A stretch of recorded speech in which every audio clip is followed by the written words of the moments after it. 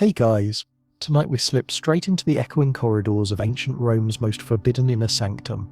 It's late August, the year 77 CE, and yes, you are being led up the shadowy, torchlit steps of the Palatium Auguste. Marble pillars loom on both sides, cool and sweat slicked beneath your trembling hand, as somewhere deep inside the palace, the emperor's feast is winding down. You catch a hint of roasted peacock and incense drifting from an open doorway, but your stomach twists with a different kind of hunger, one that has nothing to do with food. A slave hurries past, arms full of purple linens. Behind you, the heavy bronze door grinds shut. Tonight you are property, and every step draws you deeper into a world most Romans barely dare to imagine. Your bare feet slap softly against the polished stone. The air here is a mix of perfume, wine, and something sharp. Oil lamps burning low, their light catching on the gold threads of tapestries. Servants move in silence, eyes cast down, while a pair of Praetorian guards linger in a darkened alcove. One glances your way, smirks, and then returns to picking at his thumbnail. Someone laughs, a high, brittle sound from the end of a long hallway. Are they laughing at you? Hard to say. You keep your gaze forward, trying to blend into the wall, but it's impossible. Every detail in this palace screams opulence, but none of it belongs to you. Not the delicate mosaics underfoot, not the silvery goblets abandoned on a side table, not the faint, sour odor of fear that clings to these walls. You probably won't survive this if you think of yourself as anything but a shadow. So take a breath, memorize the path, count your steps. Welcome to the secret scars and the price of power in Rome. If you're feeling brave, drop your city and local time in the comments below. How close are you to midnight?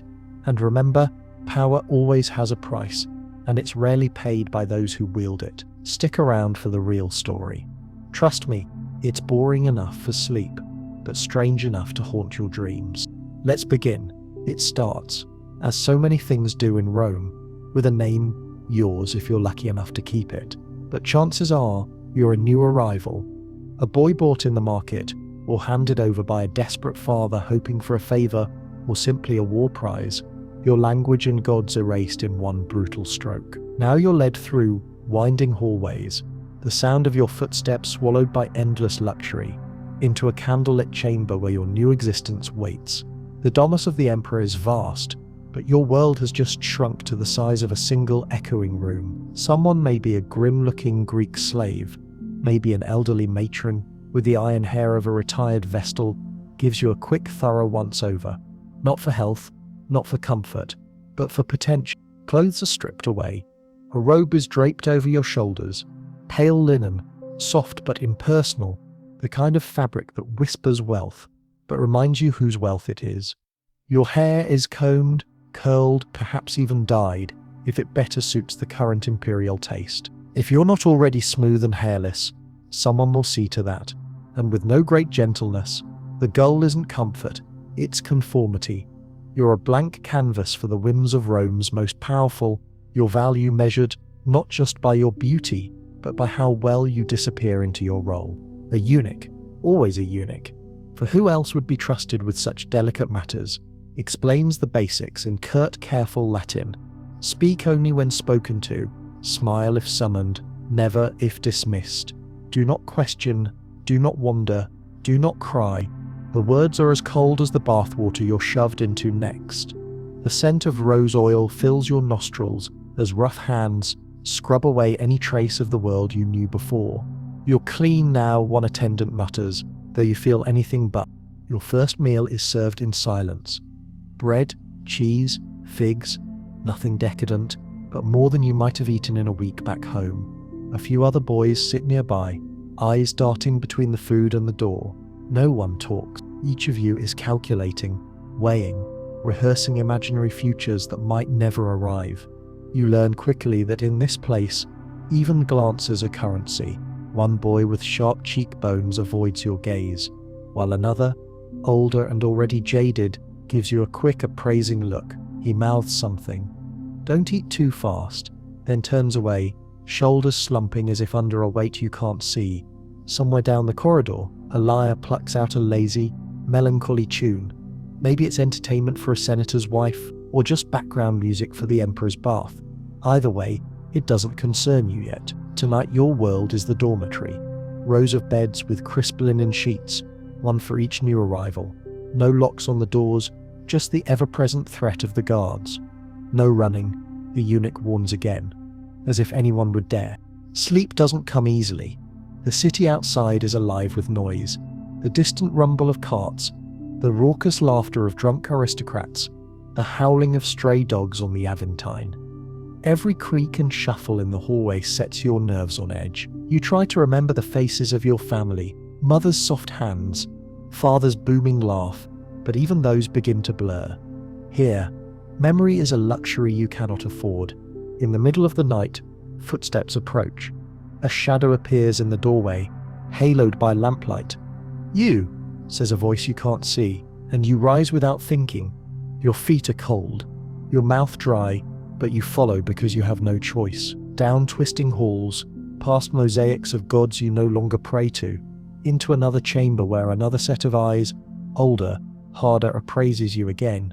"Stand straight," someone murmurs, and you obey. It's easier than resisting. They explain your duties in clipped, clinical tones. You will serve the emperor. You will entertain him and his guests. You will be invisible when not needed and unforgettable when summoned. If you're lucky, you'll rise in favor. If not, well, don't dwell on that. The list of forbidden topics is longer than the list of permitted ones. Don't ask questions, the eunuch says, and you might last longer than the others. You're not sure if that's meant to comfort you. Daybreak in the palace is a lesson in contrast. Sunlight spills through colored glass windows, painting rainbows across the floor. Slaves scurry about with jugs of water, while a few trusted attendants glide silently with trays of dates and honey. The smell of baking bread mingles with the sharp tang of vinegar used to clean the stone floors. Someone somewhere is singing, a soft wordless tune that makes the place feel almost gentle until you notice the two guards standing by the door, arms folded, eyes never leaving you. You join the other boys in a small garden for morning exercise, a ritual as much about obedience as health. You learn to walk with balance, to kneel gracefully, to bow at exactly the right angle. Everything is practice for a performance you haven't yet seen, but whose stakes are already clear. Occasionally, a tutor appears, sometimes a retired actor, sometimes a bitter old poet, drilling you in the arts of conversation, wit, and flattery. The curriculum is less about knowledge and more about knowing how to survive. If you're lucky, no one notices you today. If you're unlucky, you're summoned to serve wine at breakfast or recite a poem at the emperor's table. The food is rich, the company intimidating, and the rules opaque. One wrong word, one clumsy movement, and you risk earning the kind of attention that scars sometimes literally. You overhear things you wish you hadn't. Rumors of concubines who vanished overnight. Whispers about who is in favor and who is not. Some say the emperor prefers those with wit. Others say he delights in breaking the spirited. You decide to keep your wit well hidden, just in case. Your only true reprieve comes at dusk, when the palace grows quiet and the last rays of sunlight fade from the courtyards. You're allowed a moment of solitude, though even here, you know you're watched. You sit on a cold stone bench, tracing patterns in the dust, and try not to think about what tomorrow will bring. A friend, if you can call anyone that here, slides onto the bench beside you. He's older, maybe 15, and bears the quiet resignation of someone who's survived a season or two. "First day's the worst," he whispers, not unkindly. "After that, you just become part of the furniture." You both laugh quietly, because the alternative is crying, and that's a luxury only the favored can risk. Night falls. The palace breathes, alive with secrets. Somewhere the emperor dreams. Somewhere a concubine is summoned, and another is forgotten. You slip beneath your sheet, heart pounding, and pray, not for escape, not for freedom, but for another ordinary day. In this place, survival is the greatest victory. You close your eyes listening to the sounds of ancient Rome, distant lyres, the faint shuffle of sandals on stone, the slow, steady heartbeat of an empire that sees you as nothing and everything all at once. Welcome to the palace. Welcome to the price of power. Your second day as a male concubine in Rome doesn't begin with gentle sunbeams or sweet bird song. It begins with a sharp rap at the dormitory door, a sound that sends a cold shudder up your spine and gets you on your feet before you've even opened your eyes. Outside, a eunuch with a face like weathered marble waits. His name is Marcus, and he's in charge of training, or, as the other boys sometimes mutter, breaking in the new ones. He doesn't bother with greetings. Move, is all he says, and you do, shuffling out into the hallway, robe clutched tight. Training, you quickly learn, is not a single lesson but a series of relentless daily refinements, each designed to erase your old self and sculpt you into the emperor's perfect ornament. Marcus leads you down endless corridors, pausing only to let higher-ranking slaves pass, or to glare at those who stumble. You notice how he moves not like a free man but with an uncanny stillness, his gestures precise, voice never raised. If you wish to survive, he murmurs to the group, you must master the art of being present and invisible at once. You don't quite know what that means, but you memorize it anyway. The first lesson is simple, humiliating and non-negotiable. You are no longer who you were. Marcus reads out a new name for each boy. Some names sound Greek, others Roman. A few are exotic and musical, chosen only to amuse the court. Yours is short, sharp, foreign on your tongue. Learn it, answer to it, Marcus says, his eyes raking over you for signs of resistance. Forget the one you were born with. You belong here now. This erasure is not just symbolic. Your hair is cut and shaped, your nails trimmed and buffed. Oil is rubbed into your skin, perfume dusted at your neck and wrists. If you show any hint of shyness, a matron with hands like iron tugs your robe open and inspects you for marks or blemishes. It's not about modesty here, it's about market value. Any flaw could mean a trip to the palace healer, or worse, the back streets. The next lesson is posture. You learn to walk slowly, chin high, but never so high as to appear arrogant. Never walk in front of the emperor unless invited, Marcus instructs. Never turn your back on him. Kneel without groaning. Rise without wobbling, he demonstrates. Knees together, back straight, eyes lowered. Your knees ache by the 10th try, but you don't dare complain. One boy does, and Marcus says nothing, just writes something on his wax tablet. The boy's eyes widen in silent panic. Speech is a whole nother battle. In your old life you spoke freely, with accent and slang. Here, the language of the palace is pure, formal Latin, seasoned with the occasional Greek phrase for flavor. You must speak softly, never loud enough for your words to carry farther than intended. You are taught when to use honorifics, when to be silent, and how to craft a compliment, so artfully vague it can't be traced back to you if it offends. Flattery is a shield, Marcus says, and a dagger. Learn both sides, or bleed from both edges. Meals are lessons too. There's a strict ritual to sitting, to picking up bread, to sipping watered wine. You practice biting olives without spitting the pit. You learn how to laugh quietly at the emperor's jokes and feign delight at his whims. If you are serving, you must keep your eyes on the tray, not the guests. One careless glance is all it takes to invite suspicion, or worse, attention. You are watched not just by trainers, but by the older concubines. Some hover at the edges, silent and appraising. Others make small talk in the baths, gauging your accent, your manners, your nerve. You'll get used to it, one says, her voice oddly gentle as she helps you tie your sash. She has a faded scar above her eyebrow.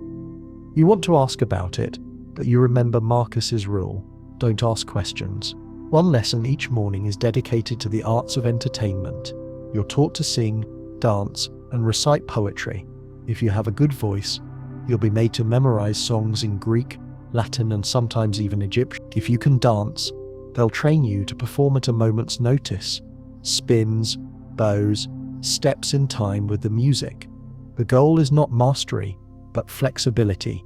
You may be called upon to amuse at any hour, for any audience. And then, there's the matter of beauty. Your trainers obsess over appearance, posture, skin, hair, nails, even scent. You are required to bathe in perfumed water twice a day, to oil your skin until it shines. Every blemish is fussed over. every freckle analyzed. Your body is not yours, Marcus reminds you. It is the Emperor's. Respect it as you would his. The phrase is chilling in its practicality. The message is clear. You are a work of art that must be preserved for its owner's pleasure. At times you almost forget the outside world. The palace is so insulated, its routines so regimented, that days blur into one another. Still, fragments of your old life sneak through, like the ache in your chest when you hear a slave humming a song from your homeland, or the way your hands tremble at night when you remember your mother's voice. Occasionally, a trainer will call a halt to the drills. Rest now, Marcus might say. The Emperor does not like to see tired faces. You are led to the baths, a steam-filled chamber of marble and mosaics. Here, for a brief moment, you find a semblance of peace sinking into warm water. Eyes closed, listening to the echoes of splashing and laughter. But even here, you are never alone. Guards stand by the doors and older concubines keep a careful watch. You quickly learn who is friendly and who is not. The friendliest ones offer advice in whispers, always when the eunuchs aren't listening. Smile with your eyes, not your mouth. Don't let them see you afraid. Every evening brings a new test. Sometimes, it's a banquet where you must serve wine with perfect grace. Other times you are summoned to read poetry to a senator's bored wife, or play dice with a visiting noble.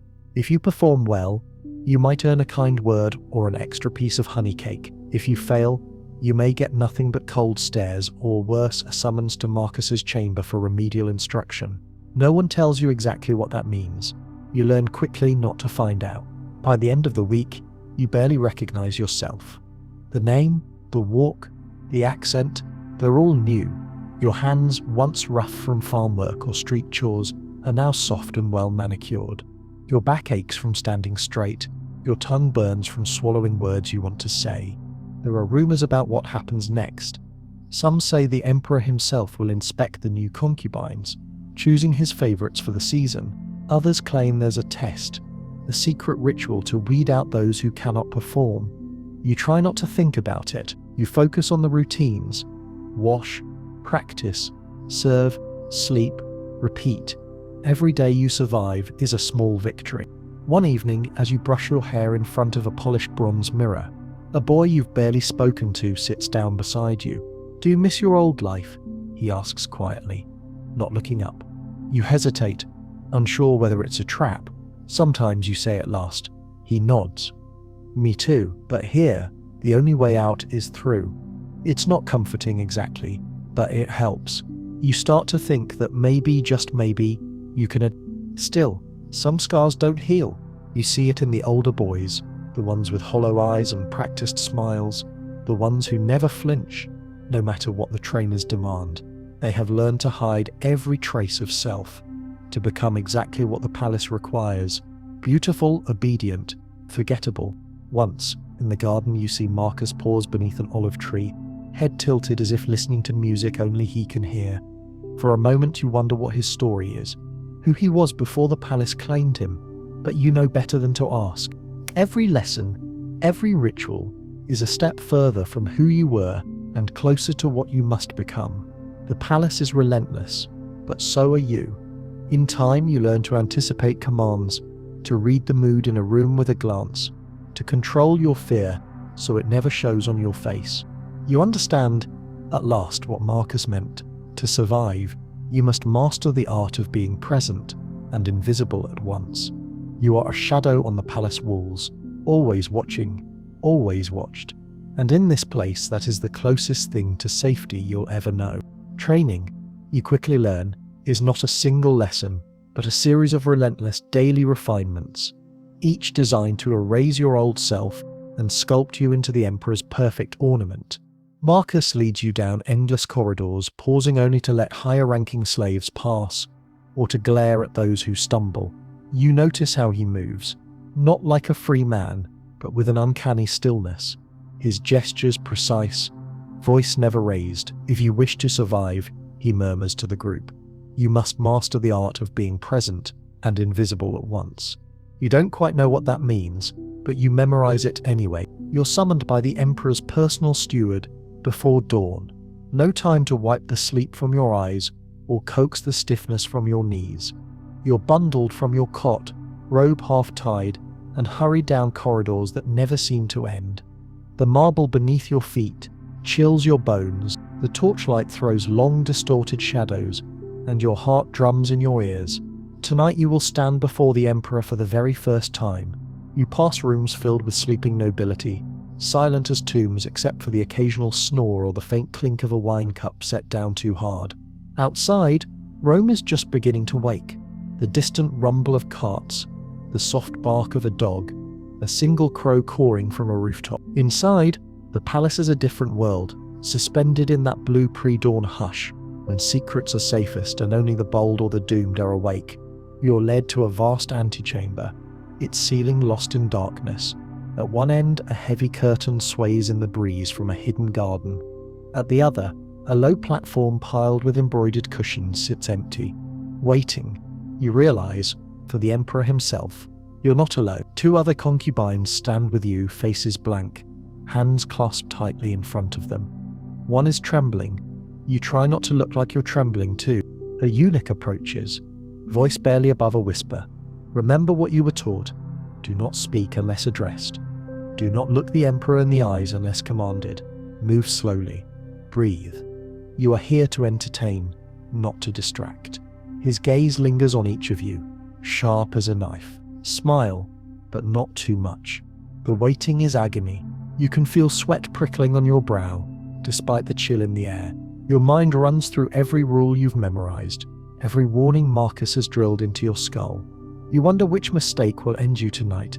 A misplaced glance, a stumble, a word out of turn, or will it be something you can't predict at all? When the Emperor enters, the temperature in the room seems to drop another 10 degrees. Domitian, his face known from coins and statues, his eyes far colder in real life, drifts in surrounded by advisors, scribes, and a handful of favored slaves. He does not look at you immediately. He speaks with his steward, laughs quietly at a joke from a senator, sips from a goblet brought by a trembling cupbearer. All the while, the tension coils tighter and tighter until your jaw aches from forcing yourself to keep still. At last, the Emperor's gaze sweeps the room and settles on your little group. It feels less like a person looking and more like a storm cloud rolling in. He gestures languidly for you to approach. You step forward, remembering to lower your eyes, to keep your shoulders back, to move with the practiced grace of a trained performer. Your heart thrashes so loudly, you half expect him to comment on it. He gestures for you to kneel. You do, knees protesting against the marble. One of the others fumbles, his robe catching on the mosaic floor. You hear the faintest snicker from one of the Emperor's attendants, a dangerous sound, but Domitian doesn't seem to notice, or perhaps worse, he does and simply doesn't care. Name, the Emperor asks, his voice soft but somehow carrying to every corner of the room. You speak your new name, voice barely above a murmur. He repeats it, rolling it over his tongue as if tasting something exotic. He studies you, not unkindly, but with the impersonal curiosity of a collector admiring a vase or a rare bird. For a moment you wonder if you're doing well or if your fate is being sealed right here and now. Domitian's eyes flick to the next boy, then the next, and you're dismissed with a wave of his hand. You retreat to the side of the room, pulse pounding, while the Emperor begins his breakfast. Slaves serve honeyed cakes, olives and grapes, pouring watered wine into delicate glass cups. You're summoned once to refill a plate. You do so, hands steady, eyes fixed on your task. No one scolds you. No one laughs at you. You begin to hope you might survive this after all. But the danger is only just beginning. Because the rules are always shifting, and the stakes are higher than ever. You quickly realize that in the Emperor's presence, everything is a test. The next days pass in a blur of protocol and peril. Sometimes you're invited, commanded, really, to join the Emperor's inner circle for an evening of song and stories. The room glows with lamplight, and the laughter is always just a little too loud. The smiles a little too sharp. The Emperor is unpredictable, sometimes charming, sometimes brooding, always dangerous. He loves clever jokes and quick wit, but he loves obedience even more. You're called upon to recite poetry, to sing snatches of foreign ballads, to dance alone or in pairs, while the courtiers watch with thinly veiled boredom. If you falter, A sigh or a raised eyebrow from the emperor can feel like a death sentence. You learn to read the mood in the room, to know when a laugh is safe and when silence is better, when to flatter and when to melt into the background. At meals, you serve the emperor directly, eyes down, hands steady. You memorize his preferences, how he likes his bread toasted, which wines he prefers, whether he's in the mood for music or silence. You notice which courtiers he favors and which ones he ignores. You learn that the emperor is always watching, even when he seems distracted. The rules are not written anywhere. You collect them like precious stones, passed in whispers from one concubine to another. Never correct the emperor, even if he asks for the impossible. Never draw attention to yourself by being too clever or too slow. If the emperor wants to hear a story, make it about someone else's misfortune, not your own. Never ever fall asleep before he does. One evening, Domitian is in a dark mood. The conversation is stilted. A senator's awkward joke falls flat. The emperor glances your way, and you force a smile, offering a line from a Greek comedy you barely understand. He considers you, then laughs. Just once, but it's enough to shift the mood in the room. The senator sighs in relief. Later, a slave girl slips you a honey cake as a quiet thank you. You savor it slowly, letting the sweetness linger on your tongue. But the consequences of failure are swift and severe. One boy, emboldened by a cup of wine, tries to correct a minor error in a story the emperor is telling. The room freezes. Domitian smiles, almost kindly, then has him removed. No one ever sees him again. You learn quickly that surviving the emperor's gaze is a talent more valuable than beauty, wit, or grace. Rumors swirl through the palace like smoke. Some nights Domitian is kind, granting gifts of silk or a rare gem to a favored concubine. Other nights he is cold, his temper flashing at the smallest slight. He is a man who trusts no one, and his moods are as unpredictable as the weather on the Tiber. You overhear servants whispering about the fates of past favorites, one exiled for speaking out of turn, another poisoned after a jealous rival spread rumors about his loyalty. Sometimes when you're serving at a banquet, you see the emperor's gaze rest on you a moment too long, and your hands tremble. Did you do something wrong, or did you do something too well? There is always a price for attention, and it's rarely the one you expect. You begin to notice the coded signals among the concubines, tiny gestures, sidelong glances, a shared look of warning when the emperor's mood is dangerous. You're taught how to fade into the background, how to disappear behind a pillar or a tapestry when tempers flare. You see too how quickly fortunes can change. One night you're invited to perform at a private feast, the next you're ignored completely, left to serve bread at the edge of the room. The power dynamics in the palace are dizzying. You are at the center of everything, and yet you are invisible. You see senators grovel, generals beg, and queens from distant lands bow their heads in the emperor's presence, and all the while, you stand silent, a silent witness to the endless performance of Roman power. There are moments, though, when you catch glimpses of humanity behind the masks. Late at night, in the empty corridors, you hear the emperor's private musicians playing soft melodies, songs from his childhood, perhaps, or mournful laments for lost friends. Once you find yourself alone in the garden, and Domitian passes by, hands clasped behind his back, lost in thought. He does not notice you. For a brief moment he seems not an emperor but a tired, lonely man, burdened by too many secrets. You learn, slowly, that the emperor's gaze is both a curse and a shield. To be seen is to be in danger. To be ignored is to be at risk of vanishing altogether. The balance is impossible, but you learn to walk it one trembling step at a time. Sometimes when you finally return to your bed at dawn, exhausted and empty, you wonder how long you can last in this place. You wonder how many others have stood where you stand now. How many have survived? How many have disappeared without a trace? And yet, you rise again the next day, because in the Palace of Rome, there is no other choice. Luxury in Rome is a double-edged sword, and you learn this quickly in the imperial palace. Yes, you sleep on silk sheets, and yes, you bathe in perfumed water while a slave brushes scented oil into your hair. But if you ever thought comfort and safety were the same thing, you're about to learn a very Roman lesson. The more comfortable your life, the more eyes are on you, and every one of those eyes belongs to someone with the power to change your fate in an instant. Your new chamber is everything a child from the provinces would have dreamed of: mosaic floors that seem to ripple with stories, curtains dyed a deep Tyrian purple that shimmer in the torchlight, a soft couch piled with velvet cushions. You run your fingers over the polished marble, feeling the cool, smooth surface, and try not smile because pleasure, like pain, can be dangerous when shown too openly. Even the food is decadent: trays of figs and dates, candied nuts, even the occasional honey cake, which you eat with trembling fingers, unsure if it's a reward or a test, but you can never truly relax. There is a reason every lamp in your room is angled toward your bed. Every window sits higher than your outstretched hand. Every door swings inward with barely a sound. At all hours you are watched by servants, by eunuchs, by guards in their shining breastplates who pass by without speaking. At first you think it's just paranoia, but then you begin to notice how the air in your chamber always smells faintly of someone else's perfume, as if an attendant left only seconds before you arrived. Once, you find a strand of pale hair on your pillow. Though none of your fellow concubines have hair that color, you lie awake at night, eyes fixed on the carved wooden ceiling, and try to count the shadows that move where no breeze stirs. Even your moments of privacy are performance. The bath is where you are supposed to relax, but every detail is noted by the ever-present attendants.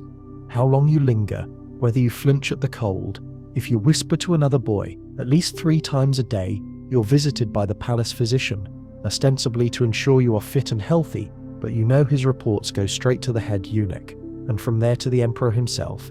You have a touch of fatigue, he might say, eyes searching yours for signs of complaint. Do not let your smile falter in front of his imperial majesty. Every concubine knows how surveillance works here, but it still catches you by surprise. One morning, a eunuch points out that your sandals are scuffed, though you're sure you polished them the night before. Pay attention to detail, he warns. The emperor appreciates perfection. The next evening, you are commended for your posture at dinner, though you could have sworn no one was looking your way. Servants know things about you that you've never told anyone. Your favorite color, the tune you hum when you think you're alone, how you like your bread toasted. The palace is a living organism, and you are just one cell in a vast, ever-watchful body. You come to understand that surveillance isn't just about catching mistakes. It's about shaping behavior. Every luxury you receive is matched by a hidden condition. Eat too quickly, and you're sent to bed hungry the next night. Speak out of turn, and your privileges, those small luxuries that make the days bearable, vanish like smoke. You begin to censor yourself before anyone else can. You smile when expected, bow when required, never once daring to let your true feelings slip through. Sometimes, though, you catch the other concubines breaking these invisible rules, usually the ones who've lasted longest. You see them, in fleeting moments, slipping a treat to a kitchen slave, sneaking an extra fig into a friend's hand. They move with the grace of dancers and the caution of hunted animals. One night, you watch as an older boy sits at the edge of the garden, half hidden by shadows, and lets the breeze play with his hair for just a moment too long. Later, you notice he has a bruise on his arm. No one asks how he got it. The surveillance reaches even into your dreams. You wake from nightmares of being paraded in front of the emperor, only to find a servant already at your side, holding a cup of sweetened wine to calm your nerves. Sometimes you wonder if you ever truly sleep at all, or if you're always just pretending, playing your role so deeply that it becomes impossible to tell where the act ends and your real self begins. You learn to find small comforts in the spaces between the scrutiny. A stolen moment on the balcony at dawn, when the city is still and golden and the only sound is your own breath.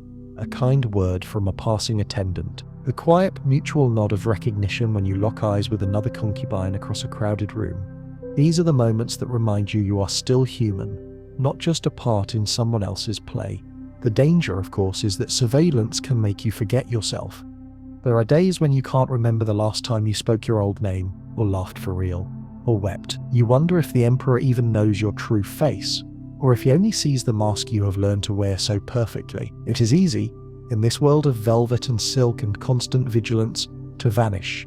Not physically, but piece by piece, until nothing is left but the reflection in the polished bronze mirror, always smiling, always obedient, One afternoon, a visiting senator's wife asks for music in the gardens. You're summoned with 3 others and handed a lyre. As you play, you catch sight of 2 palace guards speaking in low voices behind a column. Are they discussing you? Or are you just imagining it? You never know. And that's the worst part. Afterward, the matron praises your performance, but her smile is thin and brittle. You wonder if it's genuine or if she's testing you, seeing how you'll react, who you'll confide in. Later, you find a note slipped beneath your pillow, unsigned. The walls have ears, the garden has eyes. Trust only yourself. The handwriting is hurried, but the message is clear. You burn the note in the lamp flame, watching the ash curl and drift away. You try to remember a time when you weren't always watched. Maybe back home, running through olive groves, nobody caring if you tripped or sang off key. Maybe in a crowded market, jostling for space, anonymous and free. Here, even your memories feel dangerous. If you let them show on your face, someone might report you for melancholy, and too much melancholy is a weakness, an excuse to be replaced. There are, of course, those who thrive on surveillance. A few concubines seem to relish the attention, preening and posing whenever an important eye falls on them. They cultivate rumors about themselves, whispers of noble blood, secret languages, wild affairs. The bolder ones flirt with the line between favored and forgotten, betting everything on a single glance from the emperor. Sometimes they win, sometimes they disappear. The lesson is simple. In Rome, the spotlight burns hot, but it also leaves scars. You cling to a daily ritual of small, defiant acts. You keep a pebble from the garden hidden beneath your mattress. You hum a lullaby in your old language, so quietly no one else can hear. These are the ways you remind yourself you are still you, no matter how many eyes are watching. And always, behind the silks and the perfumes and the endless parade of luxury, you feel the pressure of surveillance. A weight heavier than any golden chain. Sometimes you wonder if this is what the emperor feels too, trapped in his own web, unable to trust anyone, forced to play his part just as you play yours. On rare nights, when the moon is high and the palace is quiet, you stand at your window and gaze out at the city sprawled below. For a moment, you imagine slipping away, climbing down the walls, vanishing into the maze of streets. But then you remember the guards, the watchers, the informants. You remember that every privilege here is paid for by vigilance, and the price of a single mistake can be everything. So you close the window, draw the curtains, and settle back onto your velvet couch. Tomorrow will be the same, a day of comfort and surveillance, pleasure and peril, where you must always be both present and invisible. You practice your smile in the lamplight, and remind yourself in Rome, the greatest luxury is survival. It doesn't take long to realize that the palace's most treacherous dangers don't come from the emperor's unpredictable whims or the ever-watchful eyes of the guards. They come from the boys closest to you. Rivalries among the concubines are as old as Rome itself, and the tension in your gilded cage is as thick as the perfume that clings to every curtain. It's the kind of tension you can taste in the air, like bitter herbs at a banquet. And you learn quickly that every glance, every whispered word might be part of a quiet war. At first, you try to stay invisible. You stick to your routine, keep your head down, and avoid drawing attention from the older boys who lounge in the baths with the lazy arrogance of seasoned survivors. But invisibility is just another target in the palace. Someone always notices who's trying not to be noticed. The first challenge comes at breakfast. A favored concubine, Julius, pours a little too much honey on your bread and murmurs just loud enough for the others to hear. Careful, sweet things have a way of sticking to your fingers here. His tone is gentle, but the warning is clear. Don't take what isn't yours even by accident. The other boys smirk and you understand the lesson. Every privilege, even a slice of honey bread, is claimed territory. It's not just petty jealousies. Everything in the palace is a contest. Who sits nearest to the emperor at meals? Who is chosen to sing for visiting dignitaries? Who gets the softest bed or the freshest fruit? These things matter, not for comfort, but for what they signal. Favor from the emperor is currency, and those who have it wield it like a weapon. Small insults are exchanged with all the delicacy of poisoned wine. You notice that one boy, Lucien, always manages to spill a little water in your direction, or accidentally tugs your robe when you pass. When you protest, he shrugs and says, So sorry, my hands are as clumsy as my tongue. But later, when you overhear him laughing with others about your supposed clumsiness, you realize your reputation is being shaped behind your back. Rumors spread like fire in a drought. One day you're summoned to the baths, a little earlier than usual. When you arrive, the other boys have already occupied the warmest corner and left only a drafty spot near the open window for you. Someone has scratched a crude drawing into the tiles, a donkey with your initials below it. The message is obvious: you're the butt of the joke for now. You keep your face blank, determined not to give them the satisfaction of a reaction, but inside you feel the sting. It would be a mistake, though, to imagine that every rivalry is open or even conscious. Sometimes the games are subtle. A sideways compliment here, a casual observation there. You might hear, "Your Latin is improving, but you really should work on your Greek. The Emperor is fond of Greek lately. Or don't you think those curls are a little old-fashioned? Maybe you should let them trim your hair again." Advice or sabotage? It's impossible to tell. In the palace, every kindness is suspect. The stakes for these contests are dangerously high. The Emperor notices everything, and his favourites can rise quickly, sometimes moving from servant to confidant, from background ornament to the centre of attention.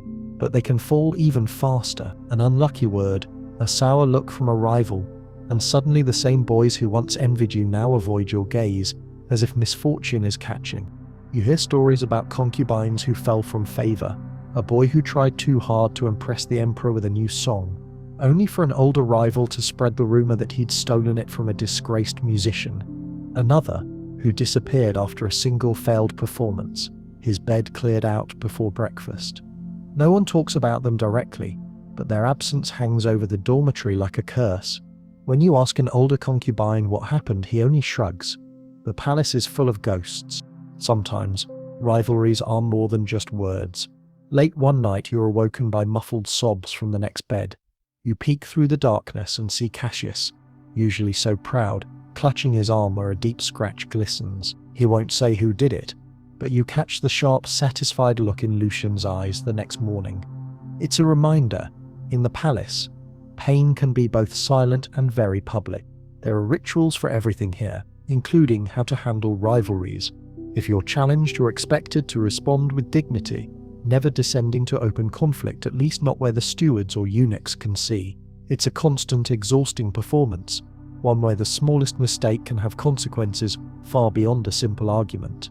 And yet, even in this viper's nest, alliances can form. You notice that a few of the boys, Julius among them, seem to band together, trading favours and secrets.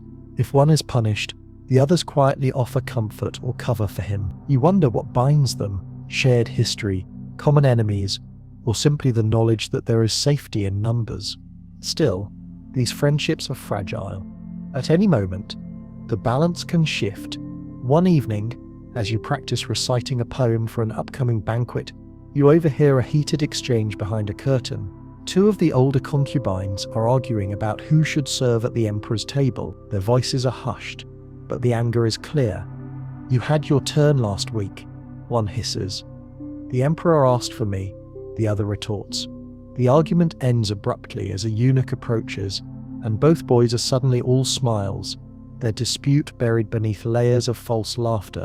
You realize that, for all its comforts, the palace is a place of deep loneliness. Trust is as rare as a day without drama. Every morning, you rehearse your lines, check your posture, polish your manners, not just for the Emperor, but for the audience of rivals who watch your every move, hoping you'll trip. The constant competition leaves its mark. Your sleep is lighter. Your dreams are filled with imagined slights and whispered insults.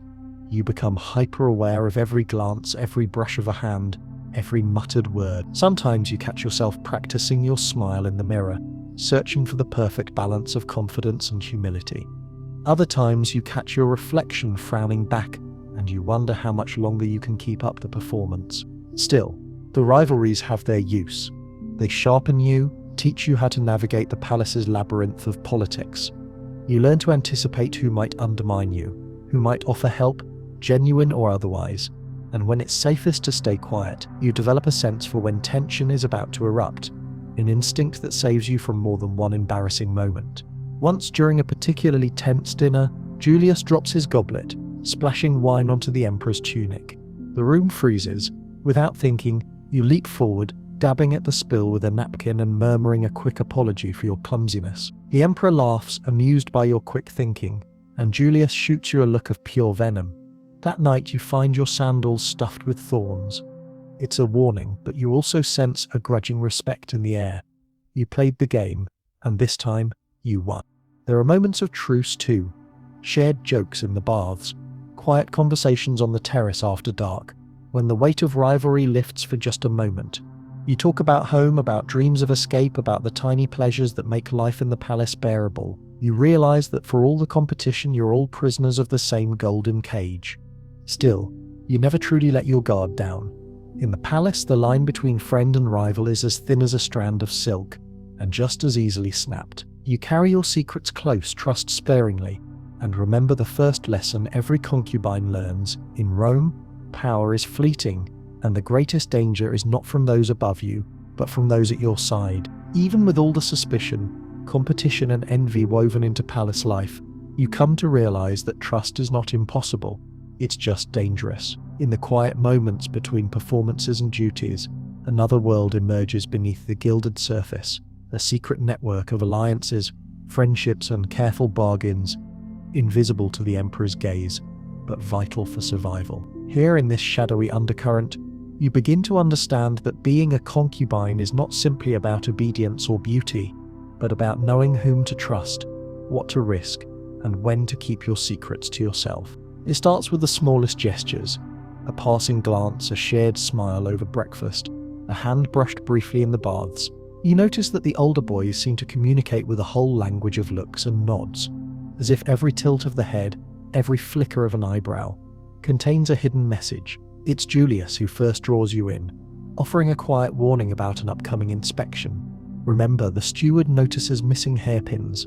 Don't let him find one in your bed. He says it lightly, but you sense the seriousness beneath. The next morning, a new boy is chastised for exactly that, and you silently thank Julius for his intervention. You begin to see how these connections are forged, almost always in places where the palace's eyes are fewer: the steaming mists of the baths, the cool shade of the garden wall, the dimly lit alcoves behind thick curtains. Here, you can speak freely, at least as freely as anyone can in the emperor's house. The price of a secret is always high, but sometimes it's the only thing you have to trade. It's the eunuchs who are the first to understand your unspoken fears. They have seen a dozen generations of concubines come and go. Their faces are inscrutable, but they are not unkind. If you're clever, you learn which ones are willing to help. Maybe a slip of fresh fruit after a difficult evening, or a whispered hint about who is in favor this week. You quickly learn to pay attention when Marcus, the head eunuch, lingers at the threshold, or when the laundry mistress offers you a second robe in case of accidents. These are not random acts of kindness. They are part of a silent economy of favors and debts, traded beneath the surface. Friendships, when they come, are cautious and slow. You find yourself drawn to Cassius, the same boy you once saw weeping over a hidden bruise.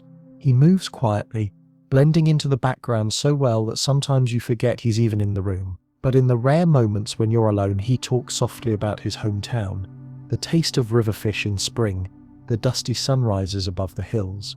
He warns you not to trust too quickly, but he also shares a trick for slipping unnoticed past the kitchen at night to steal an extra fig. The exchange is simple.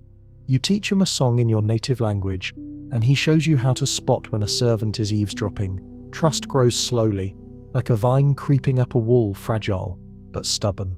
There are risks, of course.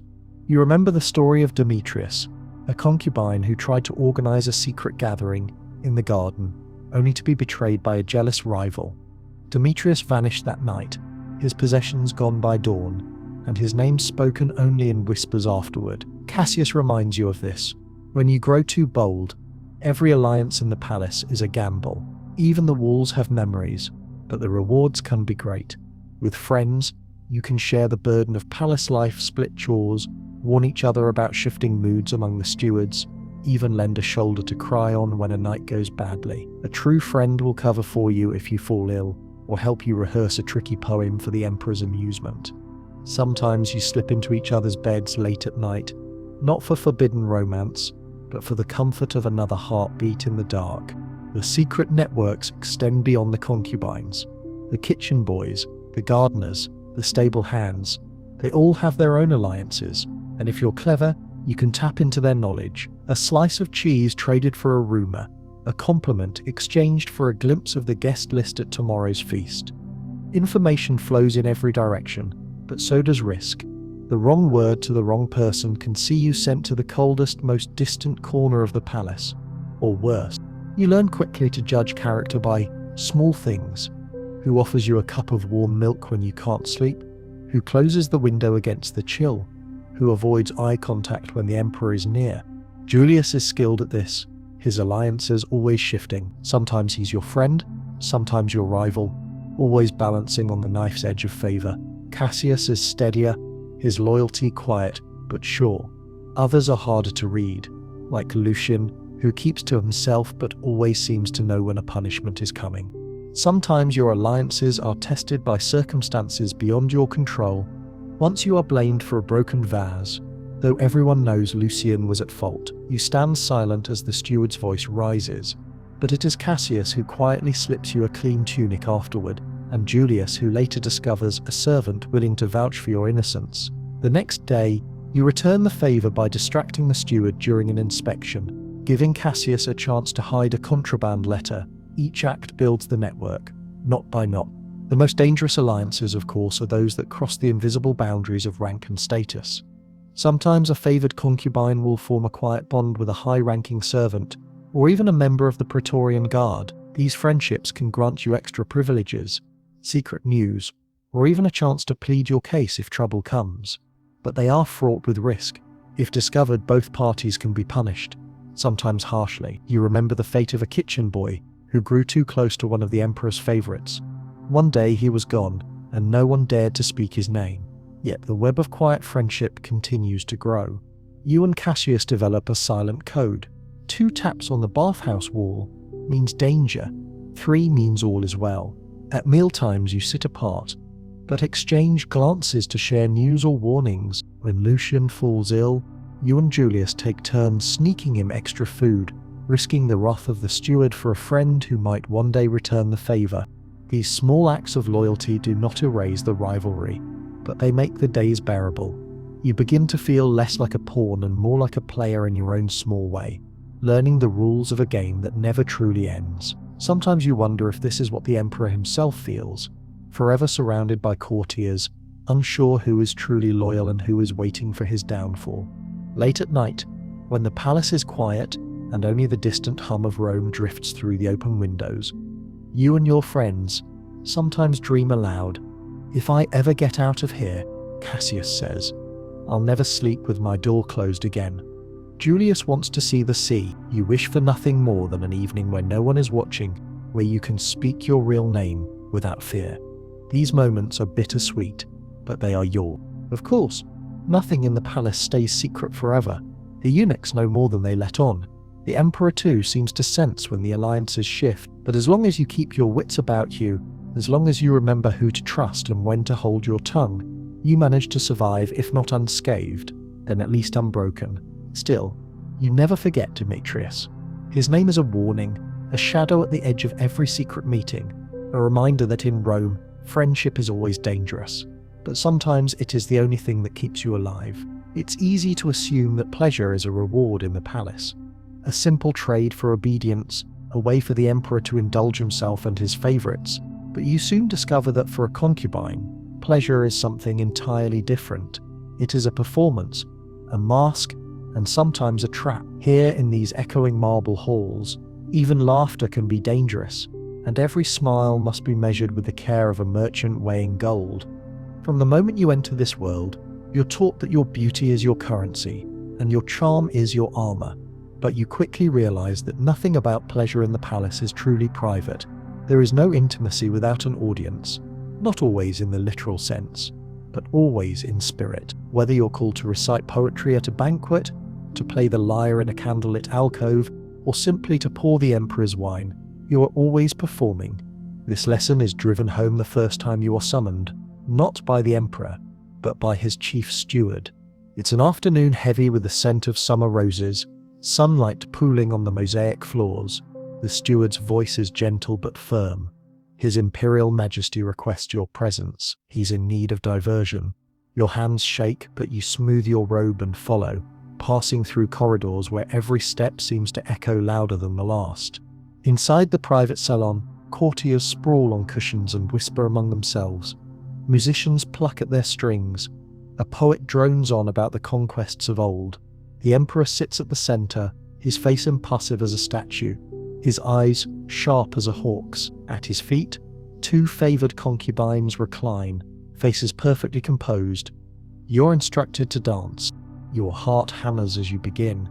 You have practiced these steps for hours, slow turns, measured movements, a smile that never reaches your eyes. Every gesture is studied, every glance calculated to delight or amuse. The room falls silent, watching. You feel their gaze on your skin like the heat of the sun. When you finish, the applause is polite, and the emperor offers you a grape from his hand. You bow, your face carefully neutral. This is pleasure as performance. A spectacle, a display, a transaction. You understand now why the older concubines warn you to guard your feelings. The emperor does not want your love. He wants your skill, your attention, your unerring ability to entertain without ever overstepping. The pleasure he demands is not yours to share. It belongs to him, to the palace, to Rome. But the performance never truly ends. Later, at supper, you're seated near the emperor and asked to tell a story from your childhood. Your mind races. Should you share the truth, or invent something grander? You settle on a tale that is both harmless and a little funny, about chasing goats through muddy fields. The emperor laughs, and the courtiers echo his amusement. You feel a strange relief, a small victory, perhaps. But even this moment, you sense, will be weighed and measured by others later. Was the story clever enough? Was your laughter too loud? Your smile too sly? The pressure to be entertaining is constant. You are always on, always calculating the effect of every word, every gesture. You learn to anticipate the emperor's moods, when he wants music, when he wants a quiet conversation, when he wants nothing at all. You become a master of reading a room, of knowing when to offer a joke and when to hold your tongue. Some nights the court buzzes with energy, and you are swept up in games, riddles, or competitions. Other nights tension coils like a snake, and you sit in silence waiting for the mood to shift. It is not just the emperor who judges your performance. The courtiers, the eunuchs, even your fellow concubines, everyone is watching, waiting for a mistake, a moment of weakness. A single misstep can become the talk of the baths by morning. You learn to smile with your eyes, to laugh softly and never too long. If you flirt, you do so carefully, always aware of the jealousies your charms might provoke. Sometimes the performance feels like a kind of freedom, a chance to lose yourself in a role, to become someone else for an hour. But more often, it is a burden. You are praised for your grace, but punished for your pride. You are expected to be witty, but not too clever, beautiful, but never vain, eager, but never desperate. The contradictions are endless. The strain of living like this begins to show in small ways. You catch yourself checking your reflection dozens of times a day, fussing with your hair, smoothing your robe.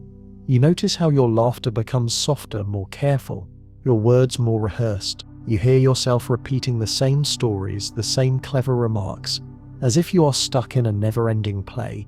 Even when you are alone, you sometimes practice your expressions in the polished bronze mirror, just to be sure. The greatest danger comes when you forget, even for a moment, that the performance is never truly private. Once, after a long night of entertaining the emperor and his guests, you retire to your chamber feeling exhausted and raw. You let yourself weep, thinking you are alone. The next morning, a servant hints that the emperor prefers cheerful faces and that sadness is catching. You understand the warning. Even your emotions must be carefully curated, lest you draw the wrong kind of attention. You watch others slip and fall. A concubine named Felix, beloved for his voice, grows tired of the endless demands. One night, he sings a song just a little too mournful, and the emperor's mood darkens. Felix is banished to the kitchens. His singing day's over. Another, bold and witty, flirts a little too openly with a visiting senator's son. The next day, he is nowhere to be found. The message is clear. Pleasure is never just for you. It is a gift you give, a performance you stage, and sometimes a weapon wielded by those with more power. Even your friendships can be twisted into tools of entertainment. Once Cassius is asked to read poetry with you, and the two of you are so in sync that the emperor laughs and applauds. That night, you share a secret smile. But later, Julius warns you not to become too close. They love to see us compete, not collaborate. Don't give them a reason to make us rivals. Still, you find moments of genuine connection, even within the performance. A shared joke, a touch of a hand, a whispered compliment that is meant only for you. These moments are precious, but always fleeting, always tinged with the fear of discovery. The line between what is real and what is for show becomes so thin, you sometimes wonder if you could even recognize it anymore. There are rituals for pleasure in the palace. Certain songs that must be sung before supper, certain dances reserved for special feasts, certain games that are played only when the emperor is in a rare, generous mood. You learn them all, committing each one to memory like spells against misfortune. Sometimes the rituals are beautiful. Lanterns floated on water, flowers woven into your hair, the taste of ripe figs at midnight. Other times they are exhausting, nights spent awake, waiting for a summons that never comes. Mornings spent nursing bruises from an overly enthusiastic dance partner. Through it all, you maintain the mask. It is the only way to survive. You watch the emperor's eyes, the set of his jaw, the flicker of his fingers on the arm of his chair. You listen for the subtle cues that signal danger or delight. You adjust your performance accordingly, always seeking the perfect balance between delighting and disappearing. There are times when you wish you could simply be yourself, laugh too loudly, sing off-key, admit to feeling tired or afraid, but you know better. In the palace, even the most innocent pleasures can become dangerous if they are not carefully controlled. You see it in the way the older concubines move. Always graceful, always guarded, their smiles as polished as the marble underfoot. Yet, for all its dangers, the performance of pleasure can bring you a strange kind of power. When you succeed, when the emperor laughs at your joke, when the court applauds your dance, when a guest praises your wit, you feel a spark of something like pride. You have survived another day, played your role, earned another night in the safety of silk sheets. And sometimes, late at night, you allow yourself a fleeting hope. Perhaps in mastering this endless performance, you can carve out a space for yourself that is your own, no matter how small. But that hope, too, is something you keep hidden. In the palace, the line between pleasure and peril is always razor thin, and the show, as they say, must go on. You wake each morning with the memory of eyes that watched you serve wine, eyes that studied your smile, eyes that weighed every word and step and gesture. But what is harder to shake, in the grey hush before dawn, are the memories of the wounds you carry inside, the hidden scars that life as a male concubine carves into you, as sharp and permanent as the marks on a gladiator's back. Some are physical, but most are the kind that cannot be seen, only felt. There is the humiliation of your new name, spoken with forced pride before strangers, while the real one, the one your mother called down the olive groves, slowly vanishes from memory. Each morning as you practice your lines for the next performance, you struggle not to trip over the syllables of a life you never chose. Even your dreams begin to shift, your old home fading, the palace growing brighter and more detailed in your mind. Sometimes the sadness of it hits you so suddenly you have to stop and pretend to adjust your robe, blinking away tears. But you do not dare let anyone see. In the palace, sorrow is a luxury, and boys who cannot hide it do not last. The emotional toll of this life seeps into everything. You watch Cassius grow quiet after being publicly scolded by the steward, his once carefree jokes replaced by a hollow smile. Julius, usually so bright, loses his temper at supper one night after Lucian makes a careless remark about his clumsy hands. A silence falls across the table. You all know what it means. Every slight is a crack in the fragile armor you've built, and too many cracks will let the wrong thing show. The worst moments come when you're summoned to the Emperor's presence, and he's in a strange mood. Maybe he's restless, maybe bored, maybe angry at something none of you can see. He might order a new song, a dance, a riddle, and you do your best. But sometimes nothing pleases him. You can feel his disappointment, sharp and cold, as if he has tossed you aside like a broken toy. Later you lie awake, replaying every moment, every mistake. You wonder if tomorrow you'll be sent away, or simply ignored, condemned to fade into the background. You notice the little things that change in yourself. Your laughter grows quieter, your movements more careful, your trust slower to form. You become skilled at hiding pain, a scraped knee from a fall during a dance practice, a bruise from when Lucian accidentally shoved you in the baths. You never complain. Instead, you thank the healer for the ointment. You joke that you're clumsy, and you watch as the others nod, knowing exactly what you're doing and why. The pressure to remain perfect wears at you in 1,000 small ways. You polish your shoes until your fingers ache. You practice your posture until your back throbs. You rehearse your stories until they lose all meaning. Even your voice sounds strange to your own ears, softened and polished. Never loud enough to be overheard, never quiet enough to sound sullen. You worry over every detail. Does your smile seem too eager? Your tone too flat? Your eyes too sad? Julius teases you about your worry, but you see the same anxiety in his hands when he thinks no one is looking. Your friendships suffer too.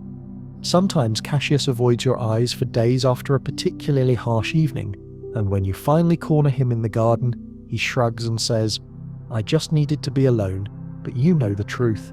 It's easier to withdraw than to admit how much this place hurts." Julius, in a rare moment of honesty, tells you, "They want us to think we're special, but really, we're all just paper lanterns, pretty for a moment, then gone."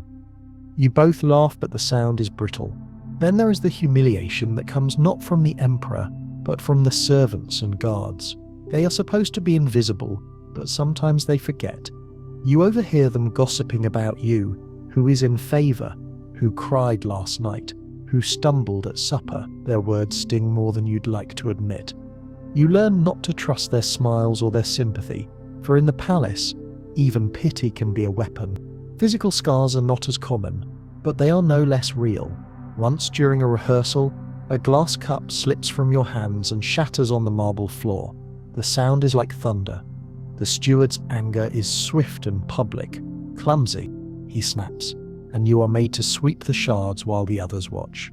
Your fingers bleed, but you keep your face blank. Later, Cassius helps you bandage your hand, but neither of you speaks about it. You both know that the real injury is the shame, not the pain. Some scars come from the games your rivals play. A pinch in the baths, a shove on the stairs, a cruel joke whispered just loud enough for the others to hear. Lucian draws a crude figure in the dust, a donkey with your initials beneath it. You scrub it away, but the laughter echoes for days. Sometimes you find your sandals missing, your robe soaked with water, your favorite fruit snatched from your plate. You never retaliate. Retaliation is dangerous, and survival depends on patience.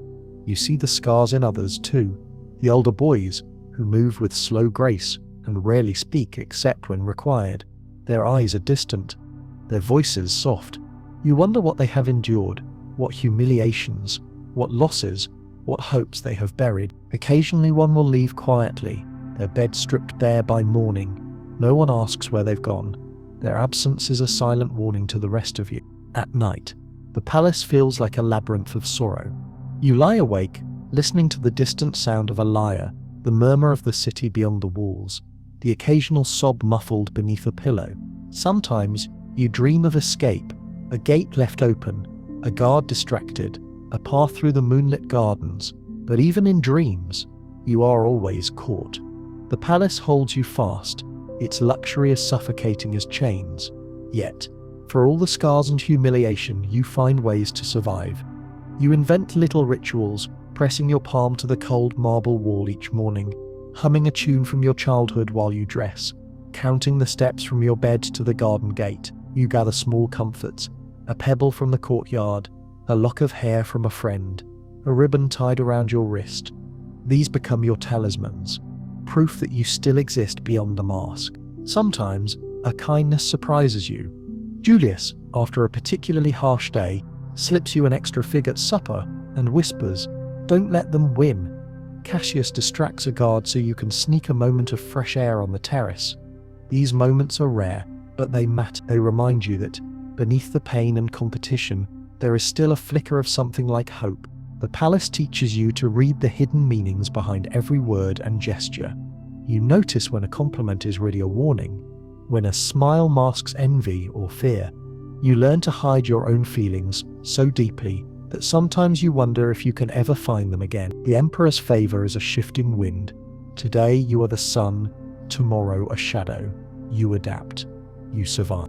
And yet, the scars accumulate. Some days, you feel as if you are disappearing piece by piece, leaving only the polished surface behind.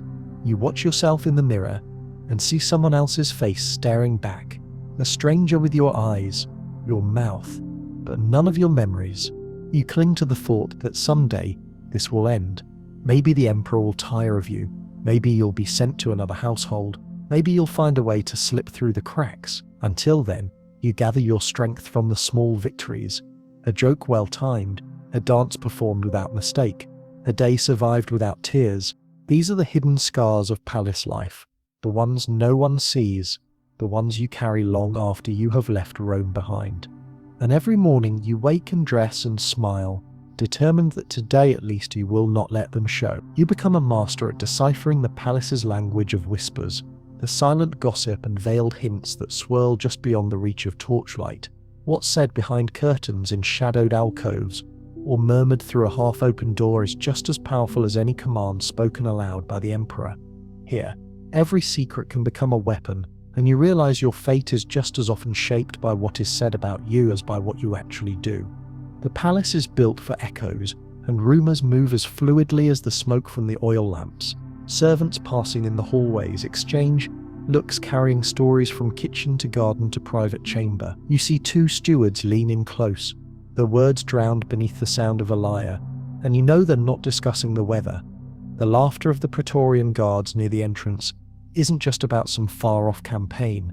They're sharing the latest news from the Emperor's inner sanctum. The guards always seem to know which concubine is in favor, who's out of sorts, and what punishments or privileges might be coming. Even the simplest gesture, a door left ajar, a tray set down with a certain clatter, can carry meaning. One morning you find the door to your dormitory left slightly open. When you step into the hall, Cassius is waiting, pretending to adjust a tapestry. He whispers, "Don't take the second cup of wine tonight." He won't explain why, and you know better than to ask. That evening, you see Lucian take the forbidden cup. He spends the night sick and shivering, missing his chance to sing before the Emperor. You give Cassius a grateful glance, but neither of you says a word. You're not immune to curiosity, but you soon learn that questions are dangerous. Instead, you listen in the bathhouse. Amid the steam and laughter, snippets of conversation drift your way. A steward complains about the Emperor's mood. A kitchen slave laments the theft of a silver spoon. A visiting poet grumbles about being made to wait for hours. You store these fragments like coins, spending them only when the risk is worth it. Whispers grow thickest around scandal and punishment. You notice, for instance, how quickly rumors spread about boys who have fallen out of favor. Sometimes the stories are true. A concubine really did insult a guest, or break a vase, or forget a line in a poem. More often, the story is embellished, twisted, made into a lesson for the rest of you. A dropped goblet becomes evidence of drunkenness. A missed note in a song is proof of disloyalty. The lesson is clear. The truth in Rome matters less than what people believe. You see this play out when Cassius, usually so careful, is accused of stealing a ring. You know he would never do such a thing, and so do most of the other boys, but the rumor is so persistent that even the eunuchs begin to believe it. The Emperor is informed, Cassius is summoned, scolded, and left trembling for days, his eyes hollow, his reputation tarnished. It takes weeks for suspicion to fade, and even then a shadow lingers over him. The ring, of course, is later found among the laundry, but no one apologizes. In Rome, accusations are rarely erased. Sometimes, you find yourself the subject of these rumors. One day, You overhear two kitchen slaves discussing the pretty one who's always in the garden. They wonder aloud what you did to gain such favor, whose bed you share, which servant you bribe for extra honey cakes. You know how quickly these stories travel, how easily they can twist into something dangerous. You keep your head down, your voice soft and your movements cautious. Trust in this place is as fragile as spun glass. Not all whispers are meant to harm. Sometimes, information shared in secret is meant to protect. Julius, who has a gift for knowing everyone's secrets, warns you that the steward will be inspecting beds for hidden sweets. Best not to leave any under your pillow tonight, he says with a wink. Other times you find notes slipped under your door, reminders about the emperor's favorite song, advice on how to avoid the wrath of a visiting senator, or simple encouragement to smile more today. You never know who leaves these notes, but you treasure them as small signs that you are not alone. But secrets have their price. Once you overhear a young concubine, nervous, bragging about a supposed secret visit from a Praetorian guard. The next day, the guards are twice as strict, and Nervous finds himself assigned to kitchen duty, forbidden from attending any more private feasts. You realize that in Rome, secrets shared for attention often come back as punishment. You witness betrayal as much as camaraderie. An older boy, Tiberius, is caught whispering with a visiting merchant. The rumor, untrue you suspect, is that he's sharing palace gossip for coins. The punishment is swift. Tiberius is made to serve at the coldest, loneliest table for weeks. His privileges revoked. He grows thin and pale, and though he tries to shrug it off, you see the shame in his eyes. The palace is quick to punish, slower to forgive, but the rumors are not always about misdeeds. Sometimes they are about hope. You hear whispers of concubines who have won their freedom, who have been gifted land or a purse of gold by a grateful emperor. You wonder if the stories are true, or just fantasies spun by desperate boys who need something to believe in. You want to believe because without hope, the palace walls seem twice as high. The consequences of gossip and secrets are not limited to the concubines. The entire palace is a web of intrigue. Servants jockey for favor by spreading news of which senator quarreled with which general, or who was seen visiting the emperor's private quarters late at night. You realize that everyone here is both a player and a pawn. Even the emperor is not immune. He relies on whispers to control his court, to test loyalties, to weed out rivals. You suspect he enjoys the uncertainty, the way a single rumor can unsettle a room full of his most loyal subjects. One evening you find yourself drawn into a plot. Julius, desperate to regain favor after a clumsy performance, asks you to repeat a rumor you overheard about the steward's past. You hesitate. You know how dangerous this game is, how quickly it can backfire, but you owe Julius a favor, and so you whisper the story to a trusted friend, who passes it along to the right ears. A week later, the steward is reassigned, and Julius is back in the emperor's good graces. You feel both guilty and relieved, glad to help a friend, but wary of the power you have wielded. Over time, you become adept at navigating the palace's labyrinth of secrets. You learn to listen more than you speak, to watch faces for the flicker of fear or pride that betrays a lie. You know which servants can be bribed, which guards will look the other way, which fellow concubines can be trusted with a secret. You become part of the current moving quietly through the halls, leaving as few ripples as possible, but you never grow comfortable. The knowledge that a single whisper could unmake you is always there, a low hum beneath the surface of daily life. Even when you laugh with Cassius or share a stolen apple with Julius, you are always listening, always aware of the danger. You wonder sometimes if you are becoming paranoid, but you see the caution in every face around you and know you are not alone. The palace is a place where silence is safer than honesty, where what you do not say can be as powerful as what you do. You remember the words of Marcus, the head eunuch. In Rome, it is not the truth that matters, but the telling. You repeat this to yourself like a prayer, hoping it will keep you safe. As the weeks pass, you realize that your greatest strength is not your beauty or your wit, but your ability to survive the shifting tides of rumor and suspicion. You know how to keep secrets, how to share them when needed, how to let gossip wash over you without leaving a mark. You are learning to live in the shadows, to thrive in the half-light, to carve out a space for yourself where even the loudest whispers cannot reach. Still, You dream of a place where words are just words, where trust is not a gamble, where secrets are not currency.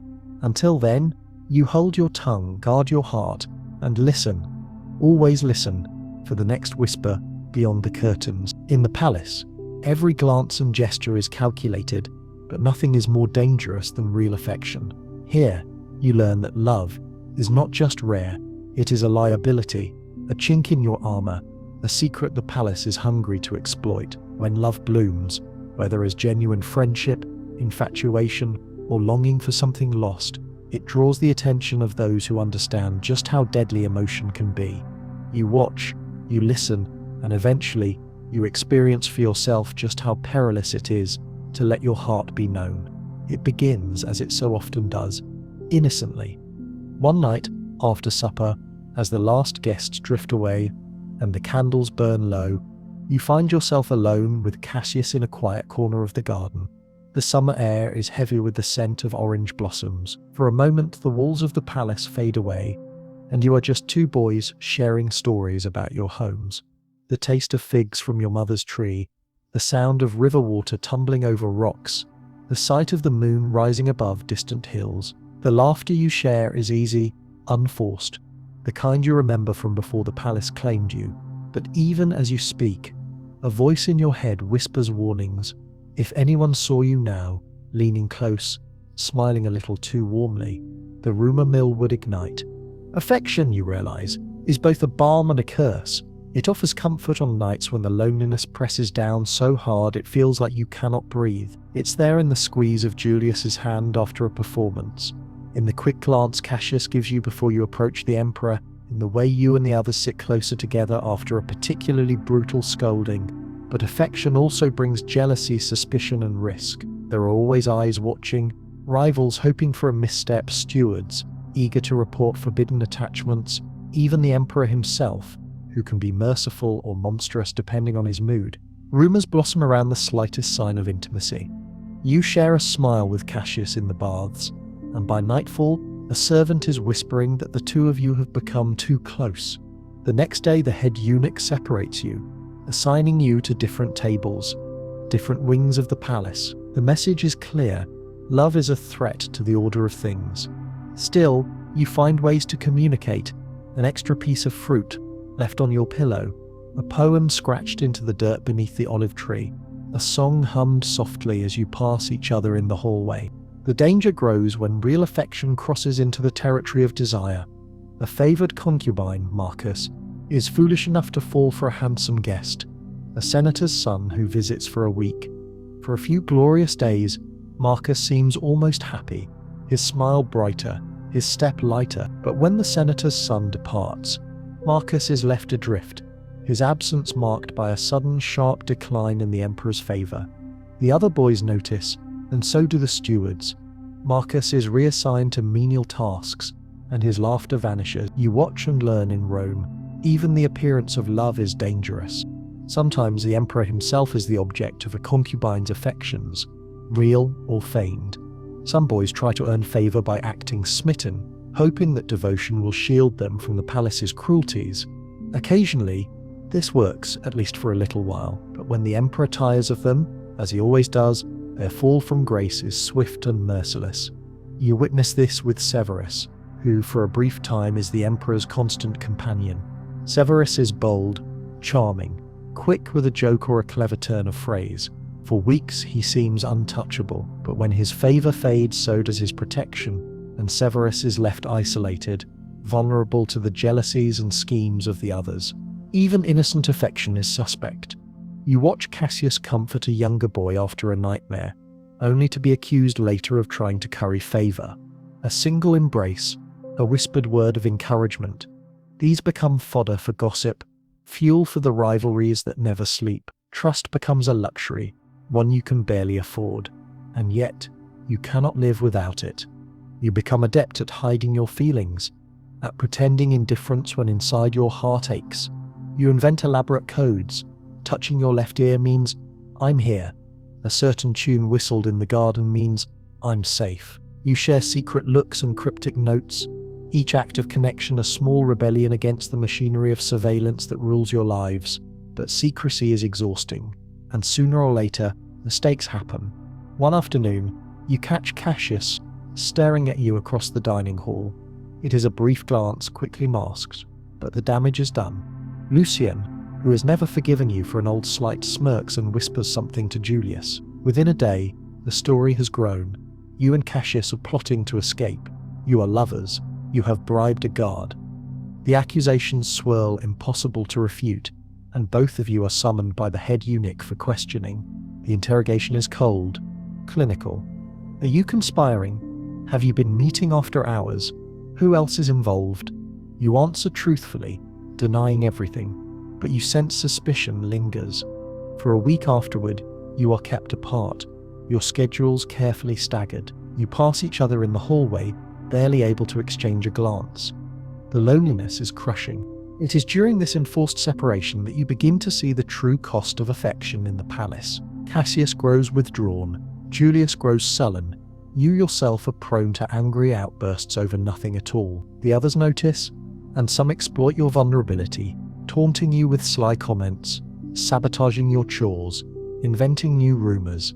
You feel the walls of the palace closing in, the weight of its rules pressing down on your chest. Still, you find ways to endure. You focus on the rituals of daily life, bathing, dressing, practicing for the next performance. You take comfort in the small signs of solidarity, a loaf of bread quietly shared, a nod of encouragement before entering the Emperor's presence. The bonds of affection, though battered, remain. They are your lifeline, the only thing that makes this life bearable. One night, after a particularly difficult day, you find Julius waiting in the shadowed corridor outside your dormitory. He does not speak. Instead, he presses a folded scrap of parchment into your hand. Inside is a simple message: "Don't give up. We have each other." You hide the note beneath your pillow, and for the first time in days, you sleep soundly, but the dangers remain. The palace feeds on love, twisting it into something dangerous, something to be feared.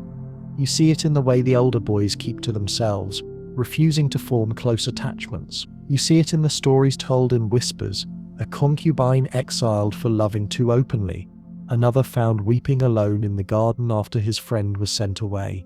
Some boys survive by turning cold, letting no one get close. Others break under the strain, their spirit crushed by the impossibility of trust. Yet despite the risks, love endures. It lives in the quick smile, the shared joke, the secret handshake.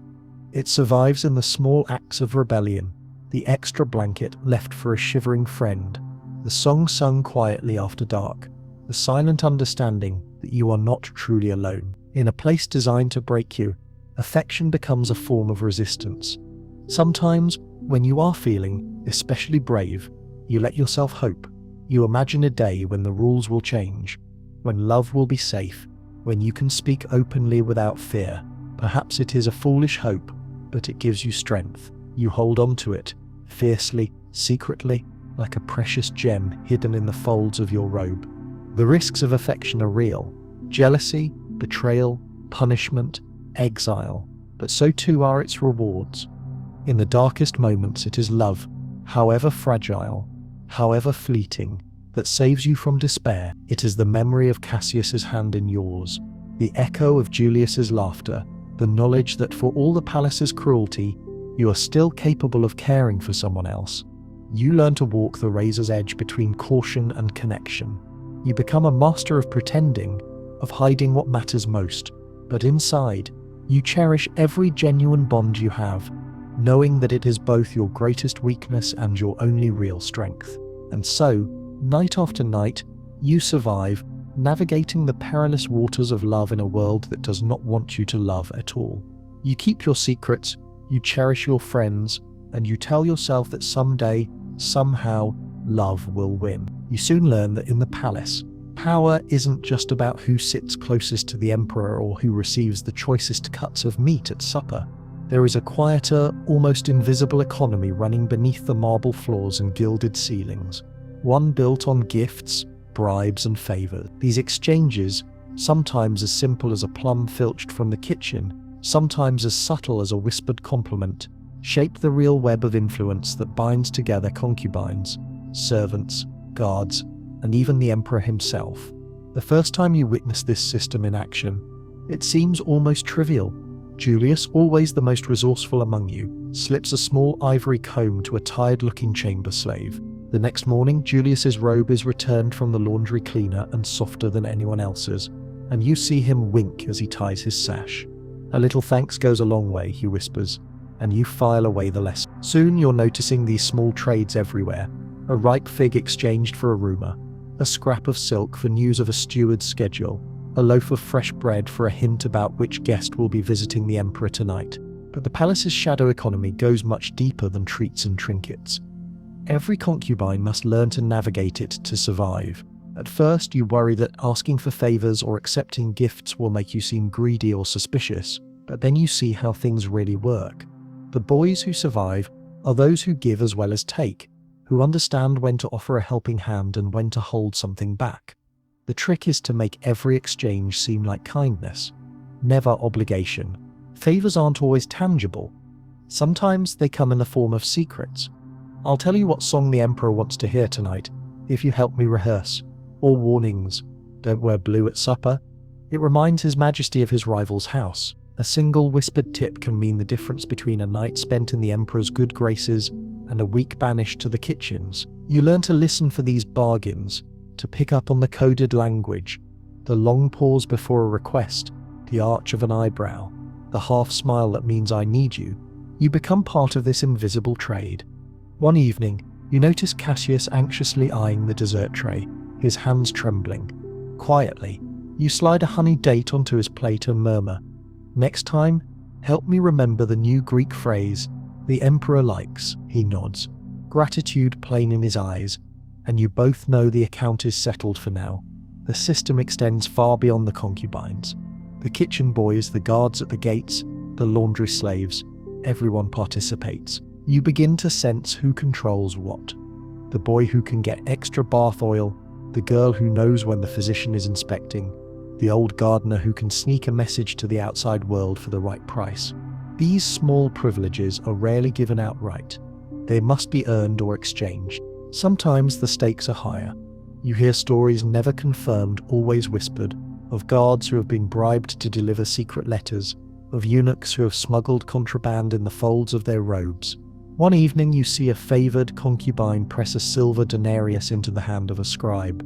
Days later, a rival falls out of favour after an unfortunate accident with a miscopied guest list. You draw your own conclusions and resolve to keep your dealings as quiet and innocent as possible. The emperor himself is no stranger to this economy. He enjoys watching his court scramble for favour, seeing who can outdo the others in clever gifts or subtle flattery. Sometimes he rewards such efforts. "A thoughtful gift, Julius, you remembered my fondness for Spanish figs." And sometimes he mocks them, laughing as a boy presents a rare perfume only to be told it's the same scent used to bathe the palace dogs. The lesson is clear: generosity is a game, and the rules can change without warning. Occasionally you receive gifts yourself: a bracelet from the emperor after a particularly charming performance, a book of poetry from a grateful senator, a rare fruit from a visiting dignitary. Each gift comes with strings attached. A gift from the emperor is an invitation to step closer to the spotlight and the risks that come with it. A gift from a senator is a reminder that you may be called upon to charm his guests or distract his rivals. Even the simplest gift, a cup of sweet wine after a long day, can carry expectations. You learn to accept graciously, never eagerly, and always with a polite thank you. But the economy of gifts and favours is not always so straightforward. Sometimes, a favour is given with no expectation of return, simply because someone recognises your need. Cassius, seeing your exhaustion after a sleepless night, covers your chores in the morning without a word. Julius offers to take your place at a banquet when you're too heartsick to perform. These acts of true kindness stand out against the calculated generosity of palace life. You try to repay them, not because you must, but because friendship is the only currency that really matters. Still, you are never free from the calculations. Every debt, every gift, is tracked in your mind, a private ledger of who owes what to whom. You know which favours are safe to ask, which ones will come back to haunt you. When Lucian offers to help you rehearse for the emperor's next feast, you hesitate, wondering what he'll want in return. When a guard sneaks you a fresh apple, you make sure to share it with Julius, spreading the risk and the reward. The palace economy is not only about material goods, influence itself can be traded. A well-timed compliment to a steward can earn you a recommendation to the head eunuch. A clever remark overheard by the emperor might secure you a place at his table. You learn to drop hints, to flatter without groveling, to praise others in ways that reflect well on yourself. It is an art, one that can only be learned by careful observation and constant practice. Sometimes the bargains turn darker. You see rivals undermine each other by trading damaging information. A word here, a rumour there, a hint about a misstep or a careless remark.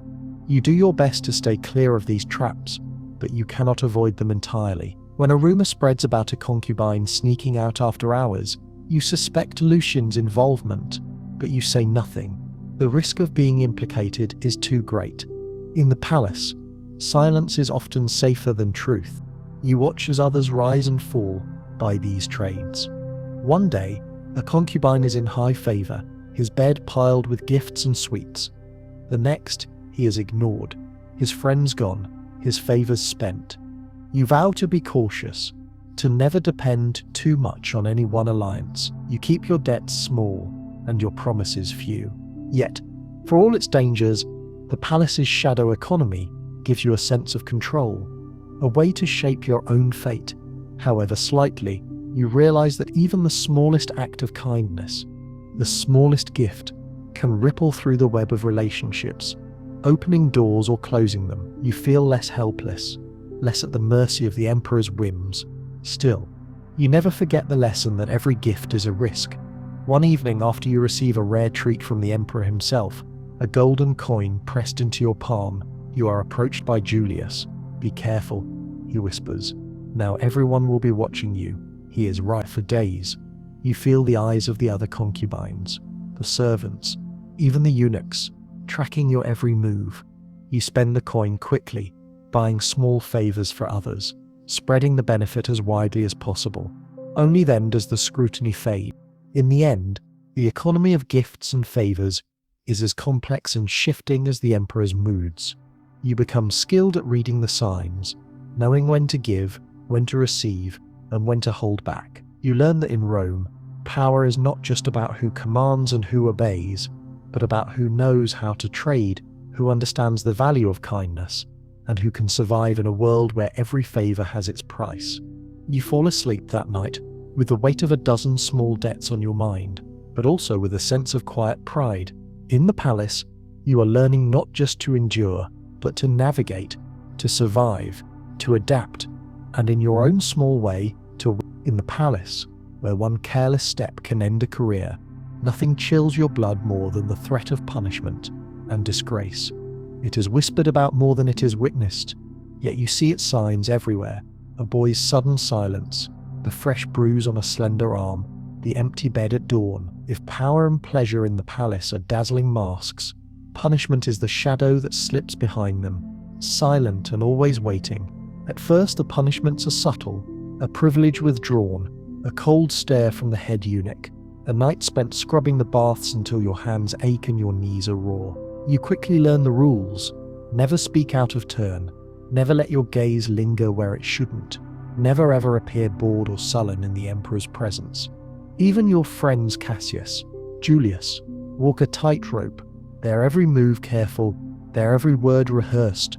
Sometimes you are called to the atrium at dawn and made to kneel while a steward lists your faults before the others. There is no anger in his voice, only disappointment. Clumsy with the cups, late to the garden, too quiet at supper. The shame burns hotter than a slap, especially when you see Cassius or Julius watching, their faces carefully blank. Later Cassius slips you a piece of bread, but the taste is bitter. Other punishments are less public, but no less cruel. A favourite robe disappears, your bed is moved to a drafty corner, your meal portions grow smaller. These are the punishments you fear most, not for the pain or the hunger, but for the message they send. You are losing favour, and once you begin to fall, the slide can be hard to stop. The older concubines tell stories in hushed tones of boys who failed to win back approval and were quietly sent away, their names never mentioned again. The ultimate disgrace is to be dismissed from the emperor's service, cast out of the palace, and left to fend for yourself in a city that knows exactly what you were. It is a fate so terrifying that many do anything to avoid it, enduring humiliations, swallowing pride, even betraying friends. Some who leave are lucky and find a patron or a new master, but most vanish into the teeming streets, ghosts haunting the shadows of Rome. Yet, not all punishments are so final. Sometimes, the emperor's displeasure is fleeting, a storm that passes, leaving you shaken but still standing. You may be made to serve at the lowest table, to scrub the steps of the baths, to tend the garden in the heat of the day. The physical labor is hard, but the real punishment is in the stares, the whispered jokes, the knowledge that you have slipped from grace. You remember one evening when Julius, usually so quick with a joke, is summoned to the emperor's side and returns with red-rimmed eyes. He will not speak of what happened, but you notice the way he flinches when his name is called, the way his laughter turns hollow for days after. Another boy, Lucian, is ordered to memorize a long poem overnight. When he stumbles on a line the next morning, the punishment is swift. No food, no company, his bed stripped bare. You sneak him a crust of bread when no one is looking, and he squeezes your hand so tightly you almost cry. Physical punishments are rare, but memorable.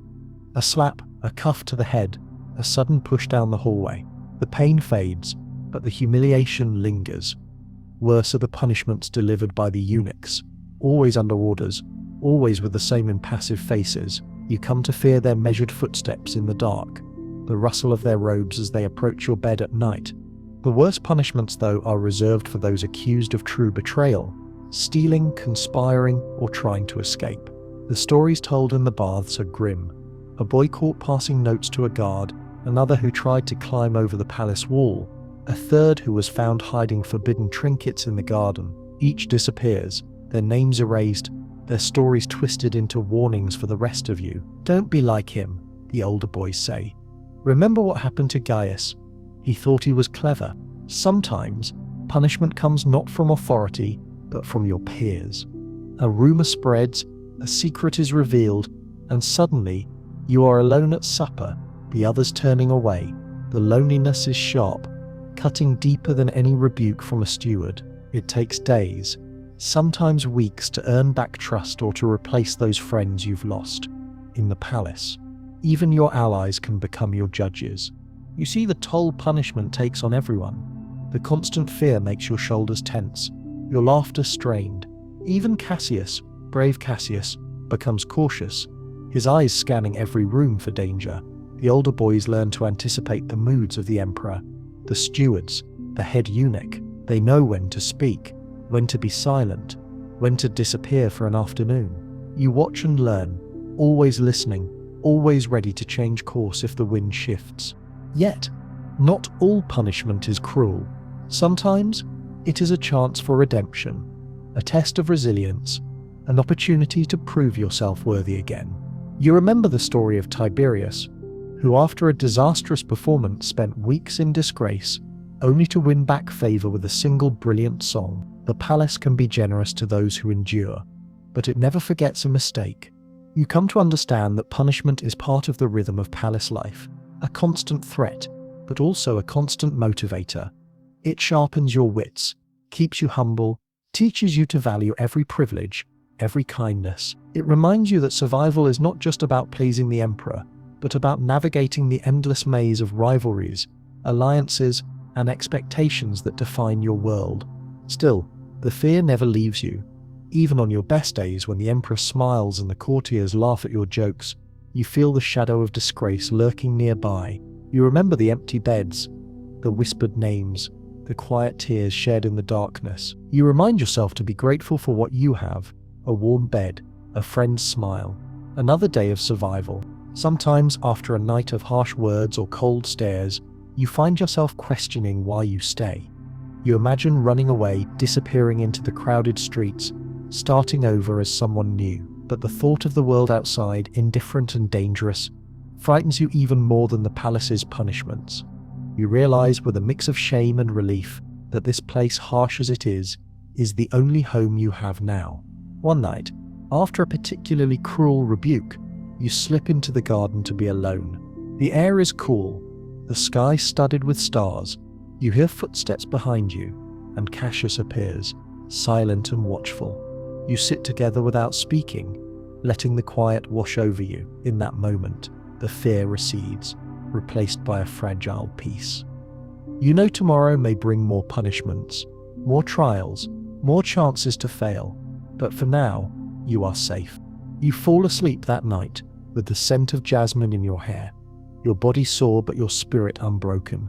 You remind yourself that, in the palace, pain and disgrace are not the end, they are only the beginning of the next chapter, the next lesson, the next chance to prove that you belong. And so, you rise the next morning, ready to face whatever comes, determined, in your own quiet way, to outlast the shadows. In the palace, every door is locked, every window watched, every night filled with the muffled footsteps of guards, and yet, every boy who survives more than a season finds himself thinking of escape, not just the physical act of slipping through the walls or vanishing into the Roman streets, but the deeper, endless yearning for a way out, for freedom, for a future of one's own making, for a life in which you are not a beautiful object to be admired or discarded at a whim. These escape and survival fantasies become your secret comfort, your last act of rebellion in a world where nearly everything else is controlled. It starts small, a daydream as you scrub the marble floors, a wistful glance at the moonlit garden from your high window. Sometimes you find yourself counting the guards at the outer gates, memorizing the rhythm of the patrols, noting which doors are left unlocked during feasts. At night, as you lie awake, you vex imaginary routes in your mind, across the servants' courtyard, through the kitchens, out into the chaos of Rome's alleys and beyond, maybe all the way to Ostia, or even across the sea. The hope is both painful and sustaining. You are not alone in these thoughts. One evening, as you fold linens in the laundry room, Cassius leans close and murmurs, "I heard a boy made it out last spring, hid in a wine cart, slipped through the port gate at dawn." You know these stories well. There is always someone who claims to have seen the lucky escapee, always rumors of a new life as a merchant's assistant or a soldier's scribe. You cling to these tales, however unlikely, because the alternative is too bleak, that no one ever truly leaves, that the palace swallows its own. Sometimes, you hear the darker stories, the ones that begin with hope and end with a warning. A concubine named Petros once vanished after a festival, his bed stripped bare and his name erased from the steward's ledger. For weeks the other boys whispered about him. Had he made it out? Was he captured, dragged back, punished so harshly that no one dared mention his fate? The truth, as always, is a tangle of rumor and fear. No one ever sees Petros again.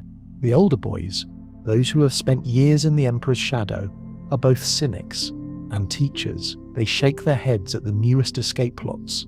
But sometimes, after a few cups of wine, one will share a memory of a close call, slipping past a dozing guard, hiding in the baths until dawn, bribing a kitchen slave for news from outside. They know better than anyone the risks of even hoping. Rome is a city that remembers, one says quietly. If you run, there will always be someone who recognizes you. Yet the urge never fades. It grows stronger with every punishment, every fresh humiliation. When you are forced to kneel in the atrium or sent to work in the kitchens for a week, you find yourself staring at the open doors, measuring the distance to the street. Even when things are good, when you have favor, when you sleep on silk and dine on grapes and honey, you feel the restlessness in your bones. Escape isn't always physical. Sometimes it means losing yourself in memories, in stories from home, in fantasies of other lives. You rehearse conversations in your old dialect. Remember the sound of your mother's voice. Picture the hills and rivers that once seemed so ordinary. You dream of waking to the smell of baking bread, of running through open fields, of a life where you are just a face in the crowd. These daydreams are bittersweet, but they keep you sane.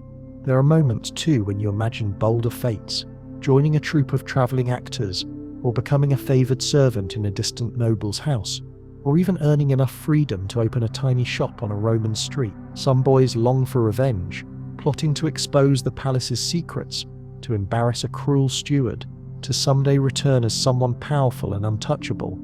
Others simply want to disappear, to walk away and never be found. You share these fantasies in whispers, always checking for eavesdroppers, always speaking in riddles. Cassius draws a map in the dirt with his finger, showing you a route from the dormitory to the river docks. Julius tells stories of a friend who found work at a bathhouse on the far side of the city, changing his name, starting over. Even Lucian, who pretends not to care, admits he sometimes dreams of vanishing into the crowds during a festival, when the city's gates are left open and no one asks questions. But hope is dangerous. The stewards are always alert for signs of plotting, the eunuchs quick to punish any hint of conspiracy. When a rumor surfaces that a boy has been spotted near the outer walls after curfew, the consequences are immediate. Extra guards on the night patrols, doors locked earlier, all of you questioned in turn. You learn to hide your longing, to smother your hopes behind jokes and silence. Once, a new arrival, young, eager, naive, tries to bribe a kitchen slave for information about the guard schedules. The slave, frightened or simply loyal, reports him. The punishment is swift and public. The boy is sent away, and his name is never spoken again. That night, the rest of you are gathered in the atrium, forced to listen as the head eunuch recounts the story, making it clear that escape is not just difficult, but impossible. The lesson is burned into your memory. Yet some do try, and just often enough to keep hope alive. Some seem to succeed. There are always whispers of the ones who got away. Sometimes you believe them, sometimes you don't. You imagine that perhaps one day you will be the subject of such rumors, a name spoken in awe and longing, a legend that outlasts the palace walls. Survival fantasies are not limited to escape. Many boys invent ways to endure, to make life bearable even when freedom is out of reach. Some become experts at reading the emperor's moods, learning to anticipate danger and steer clear of trouble. Others become indispensable to the stewards or the kitchen slaves, earning small privileges and protection. You yourself become adept at listening, at offering comfort, at turning a joke or a story to diffuse a tense moment. You learn that survival can mean many things: winning favor, making friends, avoiding enemies, excelling at your duties. Sometimes it means pretending to be less clever, less attractive, less noticeable, slipping beneath the radar so you are never the first chosen for a task, but never the last. Julius calls this the art of not being missed, and he teaches you well. Some boys invent tiny rituals for protection, carrying a pebble from the garden, whispering a prayer before entering the emperor's chambers. Tying a thread around a finger is a reminder to stay alert. These superstitions may not change your fate, but they give you something to control, a sense of agency in a world that offers so little. You begin to see that endurance is a victory of its own. Surviving another day, another week, another season in the palace is no small feat. You watch as others come and go, some rising quickly and falling just as fast, others quietly fading into the background, barely noticed but always present. The old saying, "Rome does not reward the weak," rings in your ears every time you manage to avoid a scolding, every time you earn a smile from the head eunuch, every time you help a friend through a hard night. Over time, your fantasies of escape become more about survival than freedom. You realize that to outlast the palace is to win, in its own way. You see it in the older boys, those who have learned to live without hope, who move through the halls like ghosts, silent, unbroken, undefeated. Still, on quiet nights when the moon hangs high and the city's noises fade, you let yourself imagine slipping away. You picture the taste of freedom, the sound of your own name, the promise of a life where you are more than what the palace has made you. It is a fragile hope, but it is yours, and so you dream of escape, of survival, of something better. You hold these dreams close, hidden in your heart, a spark against the darkness.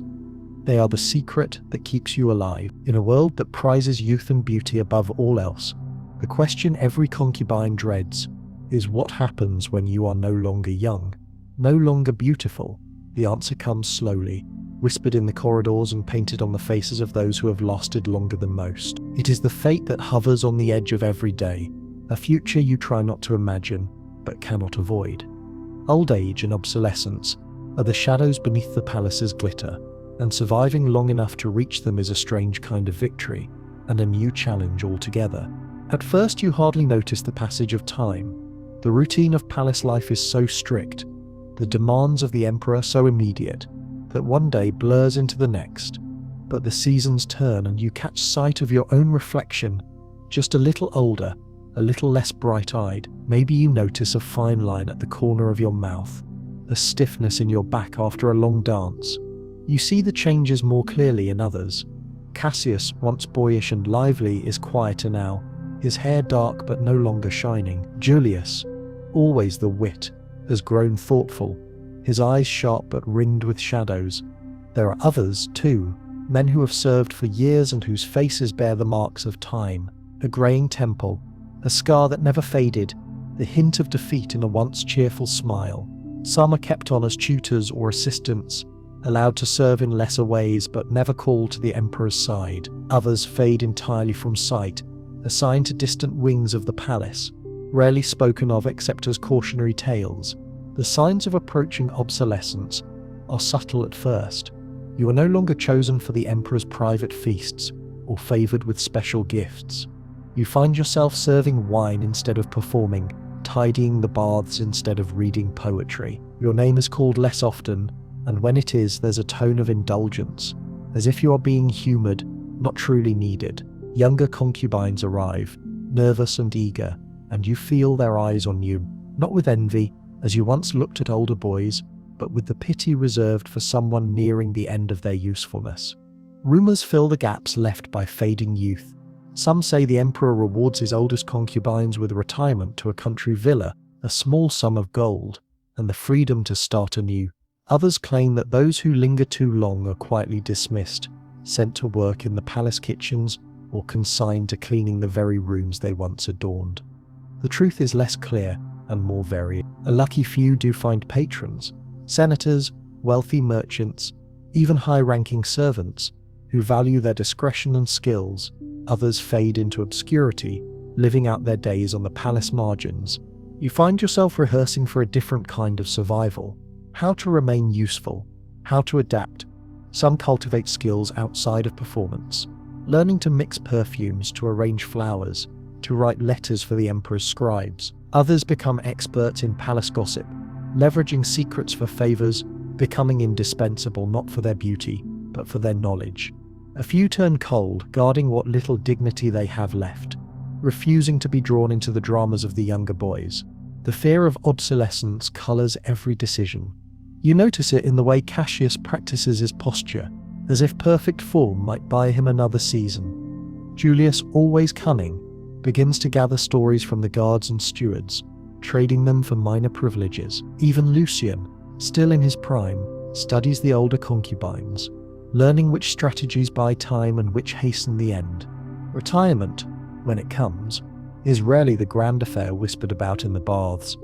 More often, it is a quiet conversation in a back room, a word from the steward, a letter from the head eunuch. Your service has been valued. You are free to go. Sometimes there is a token gift, a ring, a coin, a cloak. Sometimes there is nothing but a final meal and a silent escort to the gates. You watch as boys you once admired walk out, heads high or bowed, some hopeful, some broken.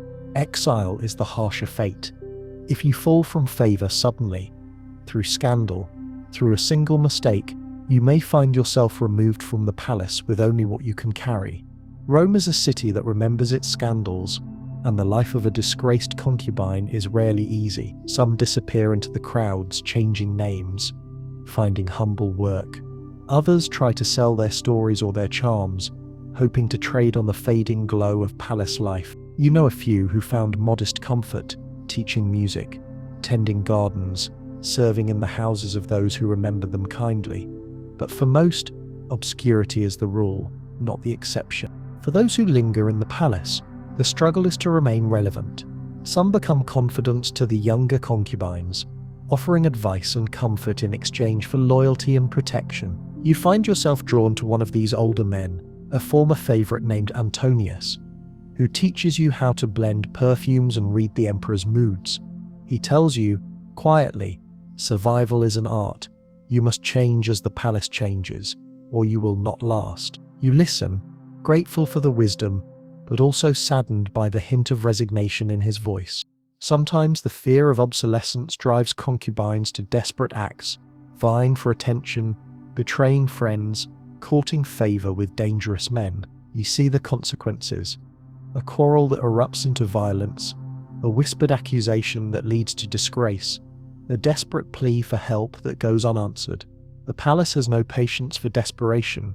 Those who beg for favor are often the first to lose it. You ask yourself what kind of old age you hope for. Is it better to leave while you still have some dignity, or to cling to your place until it is torn from you?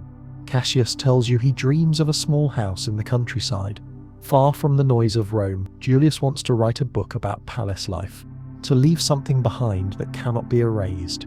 You find yourself hoping only for peace, a life where you are not watched, not judged, where you can be yourself. There are rare moments of grace. The emperor, in a generous mood, may reward a loyal concubine with a letter of recommendation or a small estate. A kind steward may quietly arrange for you to join the household of a sympathetic patron. Once you see a retired concubine return for a festival, dressed modestly but with pride, welcomed by his former peers and treated with respect by the younger boys. These moments remind you that the palace, for all its cruelty, is not wholly without mercy. But for most, old age in the palace is a slow fading, a dimming of the light, a retreat into the background. You become a part of the scenery, a cautionary tale, a shadow among the bright new faces. You watch as the cycle continues. The new boys arrive, nervous and eager. The older ones guide them or ignore them. The emperor chooses, discards, forgets. You try to prepare yourself. You learn every skill you can, make every friend, store away every favor. You keep your memories close, savoring the good days, letting the bad ones fade. You practice the art of letting go, of stepping back, of knowing when to speak and when to be silent. Survival, you realize, is not about clinging to the past, but about finding new ways to matter. And yet, even as you age, you find small joys. The kindness of a friend, the satisfaction of a well-told story, the peace of a quiet evening in the garden. You understand, finally, that the palace's greatest cruelty is also its greatest gift. It teaches you to value every fleeting moment of happiness, to cherish every day you endure. As the years pass, you become in your own way a keeper of the palace's secrets, a living memory of what once was, a witness to what remains. You watch the younger boys struggle and hope, and you know that one day they will stand where you stand, facing the same fears, the same choices. In the end, obsolescence is not the end, but a transformation, a new chapter in a story that never really ends. You accept it, not with joy but with dignity, determined to leave behind something more than just a memory.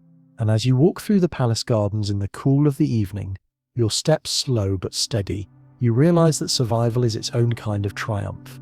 You have lasted, you have endured, and in the empire's greatest house, that is no small thing. If you have lived long enough in the palace to see boys become men and men become shadows, you begin to understand a strange truth.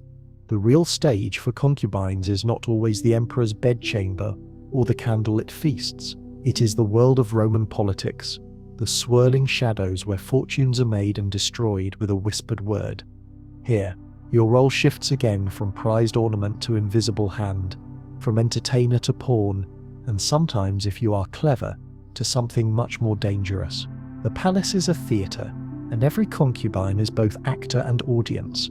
The emperor, surrounded by advisors, generals, and ambitious senators, rarely moves without considering the ripples in the political pond.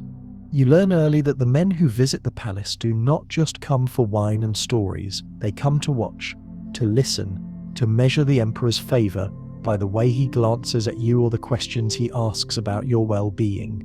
Even the casual banter at banquets becomes a contest of power. Every laugh and compliment, another line in the silent script of Roman governance. At first, you are only dimly aware of your part in these machinations. You notice that senators try to befriend you, offering sweets or coins, or half-joking advice. You catch the guards eavesdropping as you rehearse lines for a play, then see them reporting to a steward in the courtyard. Cassius is the first to warn you. Nothing you say in front of a senator is ever just a joke. They are always looking for leverage. You learn to weigh every word, to offer stories that flatter the emperor's rule, but reveal nothing of his moods. Some boys, eager for favor, try to wield their own small influence. Julius becomes the confidant of a minor official, and soon finds himself accidentally placed next to a key guest at dinner. When the official rises in power, Julius gains privileges, better quarters, more freedom to visit the city, even small gifts from the imperial treasury. But the higher you rise, the farther you have to fall. One night, Julius repeats a rumor about a senator's affair, hoping to amuse the emperor. Instead, the senator's allies turn against him, and Julius is reassigned to menial tasks, his favor evaporating like dew in the Roman sun. You begin to see that concubines can be used as messengers, distractions, even scapegoats. If a guest is growing too bold, you might be sent to charm him, to flatter or tease until his ambition softens. If the emperor wants to embarrass a rival, he might ask you to misplace a letter or let slip a small secret in the baths. Sometimes your ignorance is your only defense. You learn to forget what you hear, to claim you do not understand, to play the fool when a question grows too pointed. Yet, not all concubines are merely pawns. Some become trusted advisors in all but name sounding boards for the emperor's jokes. Listeners to his late-night worries, witnesses to his moments of doubt. There is a quiet power in being invisible. Senators speak freely in your presence. Servants gossip openly. Guests boast of victories and schemes. You become a silent ledger, storing up the currency of secrets. Once, after a lavish feast, the emperor draws you aside. He is in a reflective mood, nursing a cup of spiced wine. "Tell me, what did you think of Senator Varro's speech?" he asks. You are careful, praising the senator's wit, noting the applause but offering nothing that could be seen as criticism. The emperor nods, then muses aloud about Varro's ambitions, asking what the servants say in the kitchens. You realize, in that moment, that even the emperor is never sure who to trust. Your answer is as bland and safe as milk, but you see him studying you, weighing your loyalty. On another night, a visiting general tries to draw you into his confidence, offering tales of distant battles in exchange for gossip about the court. You laugh and flatter, but give nothing away. Later, you see the general speaking with a steward, and you feel a chill. How easily a misplaced word could turn you into a pawn in a game you do not understand. Cassius, ever wise, tells you, "We are the emperor's shadow, never seen, always present. If we are clever, we can nudge the world. If we are careless, the world will crush us." You heed his advice, careful never to let pride goad you into risks, never to become too visible or too eager. The danger grows when rival factions in the court use the concubines to spy on each other. You are approached by a young senator's aide who hints that a little information about the emperor's plans might earn you a handsome reward. You demur, but the offer lingers in your mind. Some boys accept such deals, and a few profit handsomely, until they are found out. Then the punishments are severe. Exile, disgrace, sometimes worse. The politics seep even into your friendships. You notice that those who align themselves with powerful patrons can shield their allies for a time, but when those patrons fall, everyone connected to them suffers. Julius, after losing his official's favor, becomes withdrawn, warning the younger boys not to trust anyone above a slave station. "Everyone here has an agenda," he mutters, "even the ones who seem kind." There are rare occasions when a concubine manages to shape events for the better. An older boy named Antonius, long past his days as a favorite, quietly counsels the emperor to pardon a servant accused of theft. The emperor listens, perhaps out of nostalgia, perhaps because he trusts Antonius's judgment. The servant is spared, and Antonius is quietly rewarded with a modest pension and permission to retire. You see in Antonius a different kind of power, the power of discretion, loyalty, and knowing when to speak. But the palace is as quick to blame as it is to reward. If a banquet goes awry, if a senator storms out in anger, if the emperor's mood sours, someone must take the blame. More than once, you are summoned for questioning over a spilled cup, a forgotten verse, a guest's harsh word. You learn to apologize gracefully, to shoulder the burden of mistakes that were never yours, to thank the emperor for his patience. The scapegoat's lot is bitter, but it is sometimes better than attracting too much notice. Through it all, you come to understand the price of even small power. Each favor earned, each secret traded, each whisper overheard can be the step that saves you, or the stone that sinks you. You remember the boys who grew too bold, who tried to play the courtier's games, and lost. You vow to tread lightly, to use your knowledge to protect yourself and your friends, never to harm. There are nights when you are invited to sit quietly near the emperor as he discusses affairs of state. You see him laugh at a senator's joke, frown at a general's boast, sigh at a scribe's mistake. You study the faces around the table, seeing not just power, but fear. Fear of losing favor, fear of falling, fear of the unknown. In those moments you feel a strange kinship with all the players in the palace, all prisoners of their roles, all struggling to survive in a world that is both gilded and perilous. Sometimes, late at night, Cassius confides his secret hope. Maybe, if we last long enough, they will forget we were ever concubines, and remember us only as men who knew how to keep a secret. Julius, cynical as ever, replies, or they will blame us for everything that went wrong and send us away when they are finished. You laugh, because both are possible, and because laughter is safer than hope. The palace is a shadow in Roman politics, a world of mirrors and masks. To survive here, you must learn to see without being seen, to hear without repeating, to speak without revealing. You must remember that the greatest danger is not always the emperor's wrath or a rival's jealousy, but the slow, invisible tide of power that can sweep you away with a single misstep. And yet there is a kind of satisfaction in learning to play this game. You are no longer just a decoration, no longer just a name on a roster. You are a witness, a survivor, a quiet force beneath the surface of Rome. For every moment you endure, every secret you keep, every friend you save from disaster, you claim a small victory, one that will never make it into the histories, but one you carry in your heart. You know, as you watch another feast unfold, that your story is not only about beauty and pleasure, but about survival in the deepest sense. You are part of the machinery that runs the empire, invisible but essential. You are a shadow, a whisper, a survivor. Somehow, through all the years and storms, you persist. There is no singular day when you realize that you have survived longer than most. Only the slow accretion of memories and losses, of friends who have come and gone, of a palace that never quite feels like home, but also never truly lets you leave. You become to the younger boys a fixture, a living legend, a story told in the baths, the one who has seen everything and lived to tell the tale. And if you are honest, this endurance feels at once like triumph and defeat. There is a subtle transformation as you enter this final phase.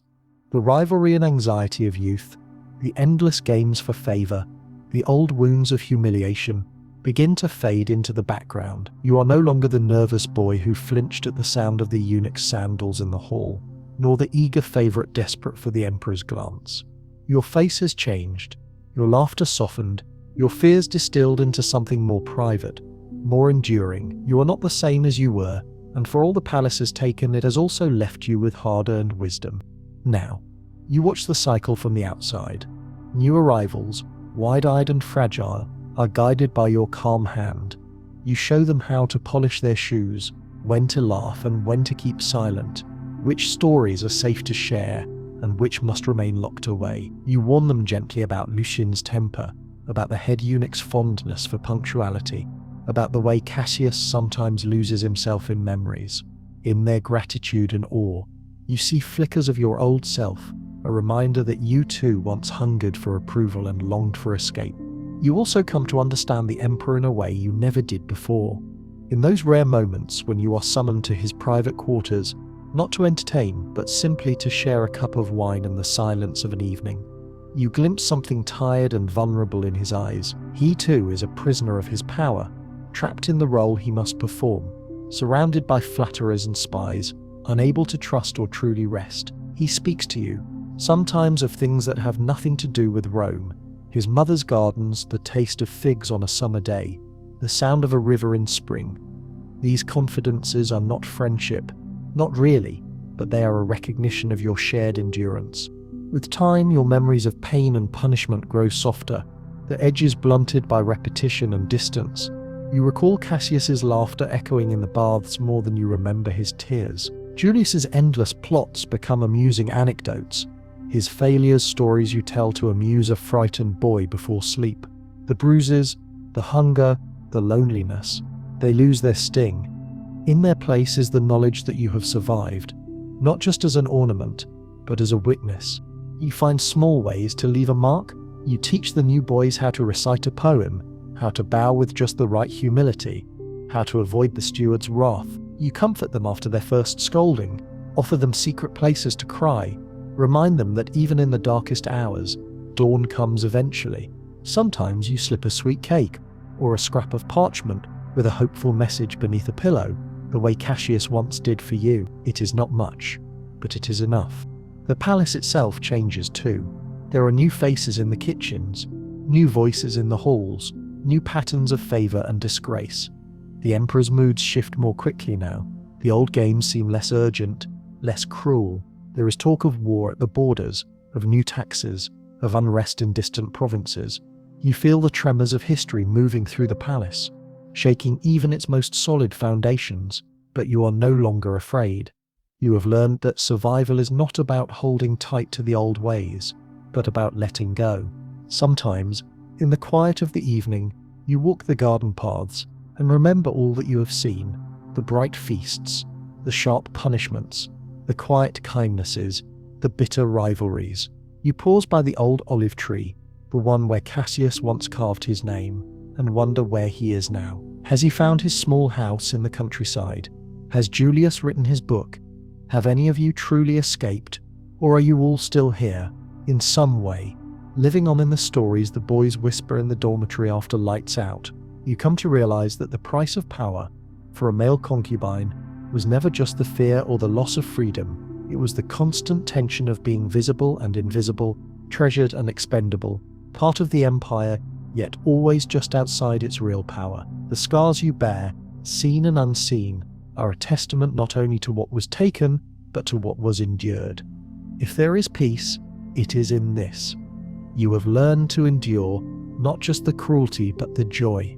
You have learned to savor the warmth of sunlight on a cold morning, the taste of honey and tea, the brief, fierce pride of a song well sung. You have learned that endurance is not surrender, and that hope, even if it is a quiet, trembling thing, is still hope.